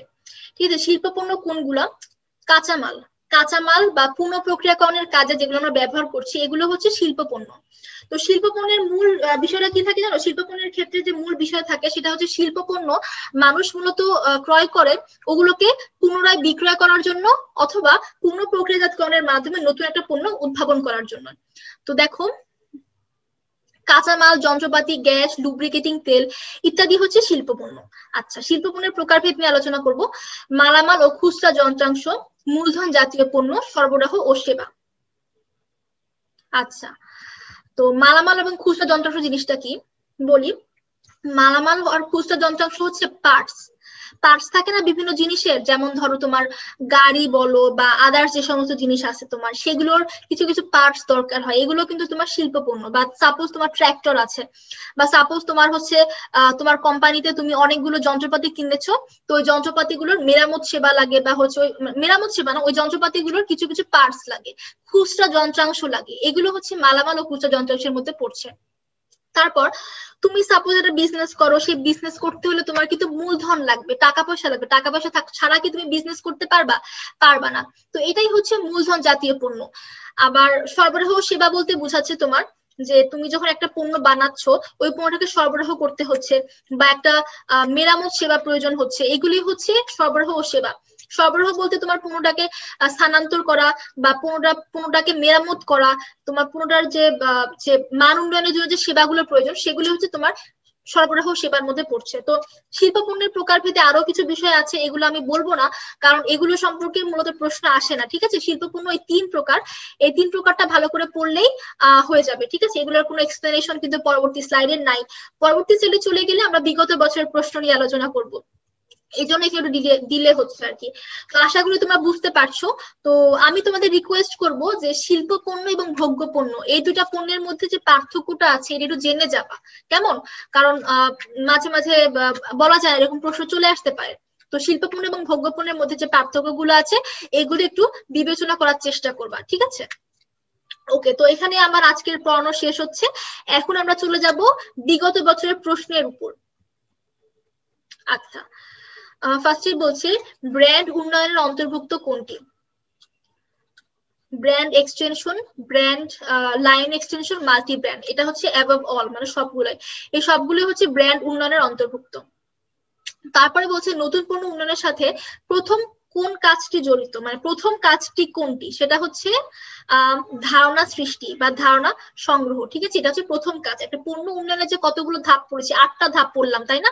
8টা ধাপের মধ্যে প্রথম ধাপ ছিল ধারণা উন্নয়ন বা ধারণা সংগ্রহ বা ধারণা সৃষ্টি। ঠিক আছে, এটা হচ্ছে অপশন এ। তারপরে আমরা আলোচনা করব কি নিয়ে, পণ্যের জীবন চক্রের কোন স্তরে একক প্রতি মুনাফার হার বেশি থাকে? এখন তোমরা বলো এটার আনসারটা কি হবে? একক প্রতি মুনাফার হার কোন স্তরে বেশি থাকে? অবশ্যই প্রবৃদ্ধি স্তরে, কারণ আমি বলেছি প্রবৃদ্ধি স্তরে মুনাফার একক প্রতি হার বেশি থাকে, কিন্তু মুনাফার পরিমাণ বেশি থাকে পূর্ণতা স্তরে। এই যে এখানে আবার আরেকটা প্রশ্ন বলছে যে পণ্যের জীবন চক্রের কোন স্তরে মুনাফার পরিমাণ সর্বাধিক হয়? এখন কিন্তু আমি দাগাবো পূর্ণতা স্তর। বুঝতে পারছো? এই 3 আর 4 নাম্বার এমসিকিউটা কিন্তু অনেক বেশি গুরুত্বপূর্ণ, এটাকে কিন্তু একদম মাথায় সেট করে নিতে হবে। ঠিক আছে, অনেক গুরুত্বপূর্ণ একটা এমসিকিউ এটা। দুইটাই কিন্তু কিছুটা সেম সেম লাগে, বাট আসলে সেম না। দেখো, একটাতে বলছে হচ্ছে মুনাফার হার, একটাতে হচ্ছে মুনাফার পরিমাণ, দুইটা কিন্তু আলাদা টপিক। ঠিক আছে, দেন পারসেপশনকে গুরুত্ব দেওয়া হয় কোন পদ্ধতিতে? এটা হচ্ছে ভ্যালু বেসড পদ্ধতিতে। ছোট হয়ে গেল না, ছোট করে ফেলছি লিখতে গিয়ে। আচ্ছা, ভ্যালু বেসড। ওকে, এগুলো তোমার ওই মোটামুটি এগুলো কিন্তু তোমার ভ্যালু, যেমন 1 নাম্বার এবং 5 নাম্বার যে তোমার এমসিকিউটা আছে, এটা কিন্তু তোমার স্লাইডের মধ্যে নাই। এগুলো আসলে তোমার স্লাইডে থাকে না, এগুলো তোমার বইতে তুমি এমসিকিউ আকারে পাবা। এই জন্য আমি তোমাকে সবসময় বলবো যে এমসিকিউ গুলো যত পারো বেশি বেশি করে সলভ করবা। এমসিকিউ যত সলভ করবা তত তোমার কনসেপ্টটা ক্লিয়ার হবে। ঠিক আছে, আচ্ছা, তারপরে বলছে কোনটি লোভনীয় পণ্য? মোবাইল, রঙিন বেলুন, আইসক্রিম। অবশ্যই বি এন্ড সি, অর্থাৎ আনসার হবে ডি। আইসক্রিম এবং রঙিন বেলুন দুইটাই কিন্তু লোভনীয় পণ্য। নিচের কোনটি বিশিষ্ট পণ্য? টয়োটা গাড়ি, Sony TV, Walton motorcycle, Mercedes bench. Mercedes গাড়ি সবাই ইউজ করে না। তারপরে বলছে পণ্যের জীবন চক্রের কোন স্তরে বিক্রয় সবচেয়ে বেশি? পূর্ণতা স্তরে। ওকে, আর কি আছে? হ্যাঁ, আরো আছে। একটি পণ্যের বিক্রয় পরবর্তী সেবা, ওয়ারেন্টি ইত্যাদি একটি পণ্যের কোন স্তরের মধ্যে পড়ছে? এটা হচ্ছে তোমার বর্ধিত পণ্য। যেসব পণ্য উৎপাদন বা পুনঃপ্রক্রিয়াকরণের কাজে ব্যবহৃত হয় তাকে কি বলে? মূলধনী পণ্য। আর নাই, শেষ। আচ্ছা, তাহলে আমি স্লাইড শেয়ারটা বন্ধ করে ফেলি, কেমন? Stop share. ওকে, তো এতক্ষণ কিন্তু আমরা পণ্যের জীবন চক্র, আর হচ্ছে পণ্যের শ্রেণীবিভাগ নিয়ে আলোচনা করলাম।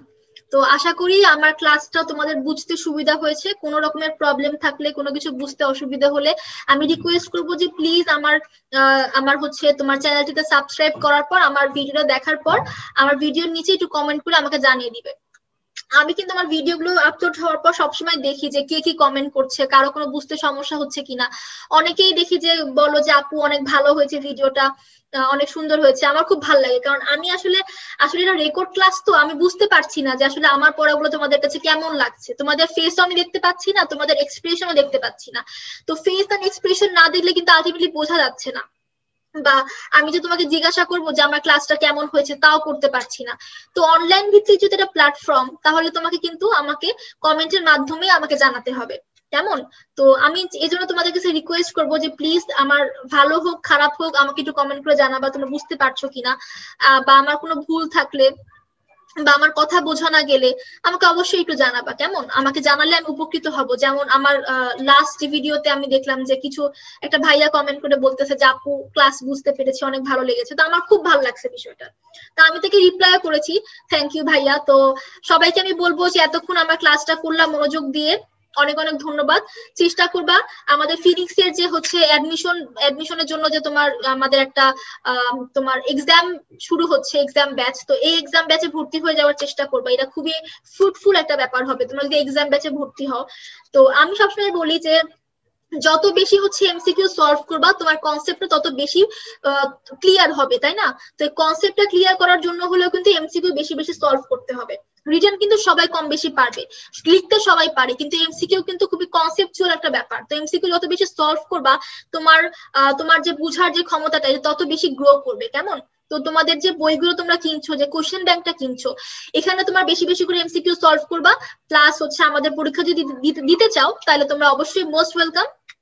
এই হচ্ছে। আর একটা কথা তোমাদের বলতে চেয়েছিলাম ক্লাসের মাঝখানে, সেটা হচ্ছে যে আমি আজকে হচ্ছে কি তারিখ, আজকে হচ্ছে তোমার 15 তারিখ, ঠিক আছে? তো আমি জানি না যে আমার ভিডিওটা কবে আপলোড হবে, আমার জানা নাই। তো তারপরও আমি জেনে নেই, বলে দেই যে আজকে হচ্ছে আমি একটা নিউজ পেয়েছি, সেটা হচ্ছে রাজশাহী বিশ্ববিদ্যালয়ে তোমাদের রিটার্ন থাকবে না। রাজশাহী বিশ্ববিদ্যালয়ে 100 মার্কের পরীক্ষা হবে, কোনো রিটার্ন থাকবে না, সম্পূর্ণ এমসিকিউ বেসড পরীক্ষা হবে, ঠিক আছে? তো রাজশাহী ইউনিভার্সিটিতে কিন্তু রিটার্ন নাই, সবকিছু এমসিকিউ। খুব বড় একটা সুযোগ, এই সুযোগে কাজে লাগাতে হবে, কেমন? আচ্ছা, আরেকটা কথা, সেটা হচ্ছে রাজশাহী ইউনিভার্সিটিতে তোমার এসএসসি এবং এইচএসসি এর উপর যে জিপিএ কাউন্ট করা হয় সেটা কাউন্ট করা হবে না। রাজশাহী ইউনিভার্সিটিতে শুধুমাত্র তোমার 100 মার্কের পরীক্ষা হবে, এমসিকিউ পরীক্ষা, রিটেন পরীক্ষা হবে না। এবং তোমার আগে যে জিপিএ কাউন্ট করা হতো এসএসসি এবং এইচএসসি, এই জিপিএ গুলো কাউন্ট করা হবে না, কেমন? তো খুবই ভালো একটা সুযোগ, যাদের জিপিএ ভালো না বা যারা হচ্ছে তোমার রিটার্ন বেশি ভালো পারছো না, তারা কিন্তু অবশ্যই অবশ্যই এই সুযোগটাকে কাজে লাগাবে এবং অবশ্যই রাজশাহী ইউনিভার্সিটিতে ট্রাই করবা। বাকি আমি তো আছি তোমাদেরকে হেল্প করার জন্য। যে কোনো পাবলিক ইউনিভার্সিটিতে চান্স পাওয়ার জন্য যা যা পড়া দরকার আমি চেষ্টা করবো এই ম্যাটেরিয়াল গুলো তোমাদেরকে প্রোভাইড করার, তোমাদের সাথে যোগাযোগ করার, ঠিক আছে? তাহলে এতক্ষণ ধরে আমার কথা মনোযোগ দিয়ে শোনার জন্য সবাইকে অনেক অনেক ধন্যবাদ। আবারও দেখা হবে, আবারও আসবো নতুন একটা লেকচার নিয়ে। তাহলে আজকে এখানেই শেষ করছি। সবাইকে অনেক অনেক ধন্যবাদ। আল্লাহ হাফেজ।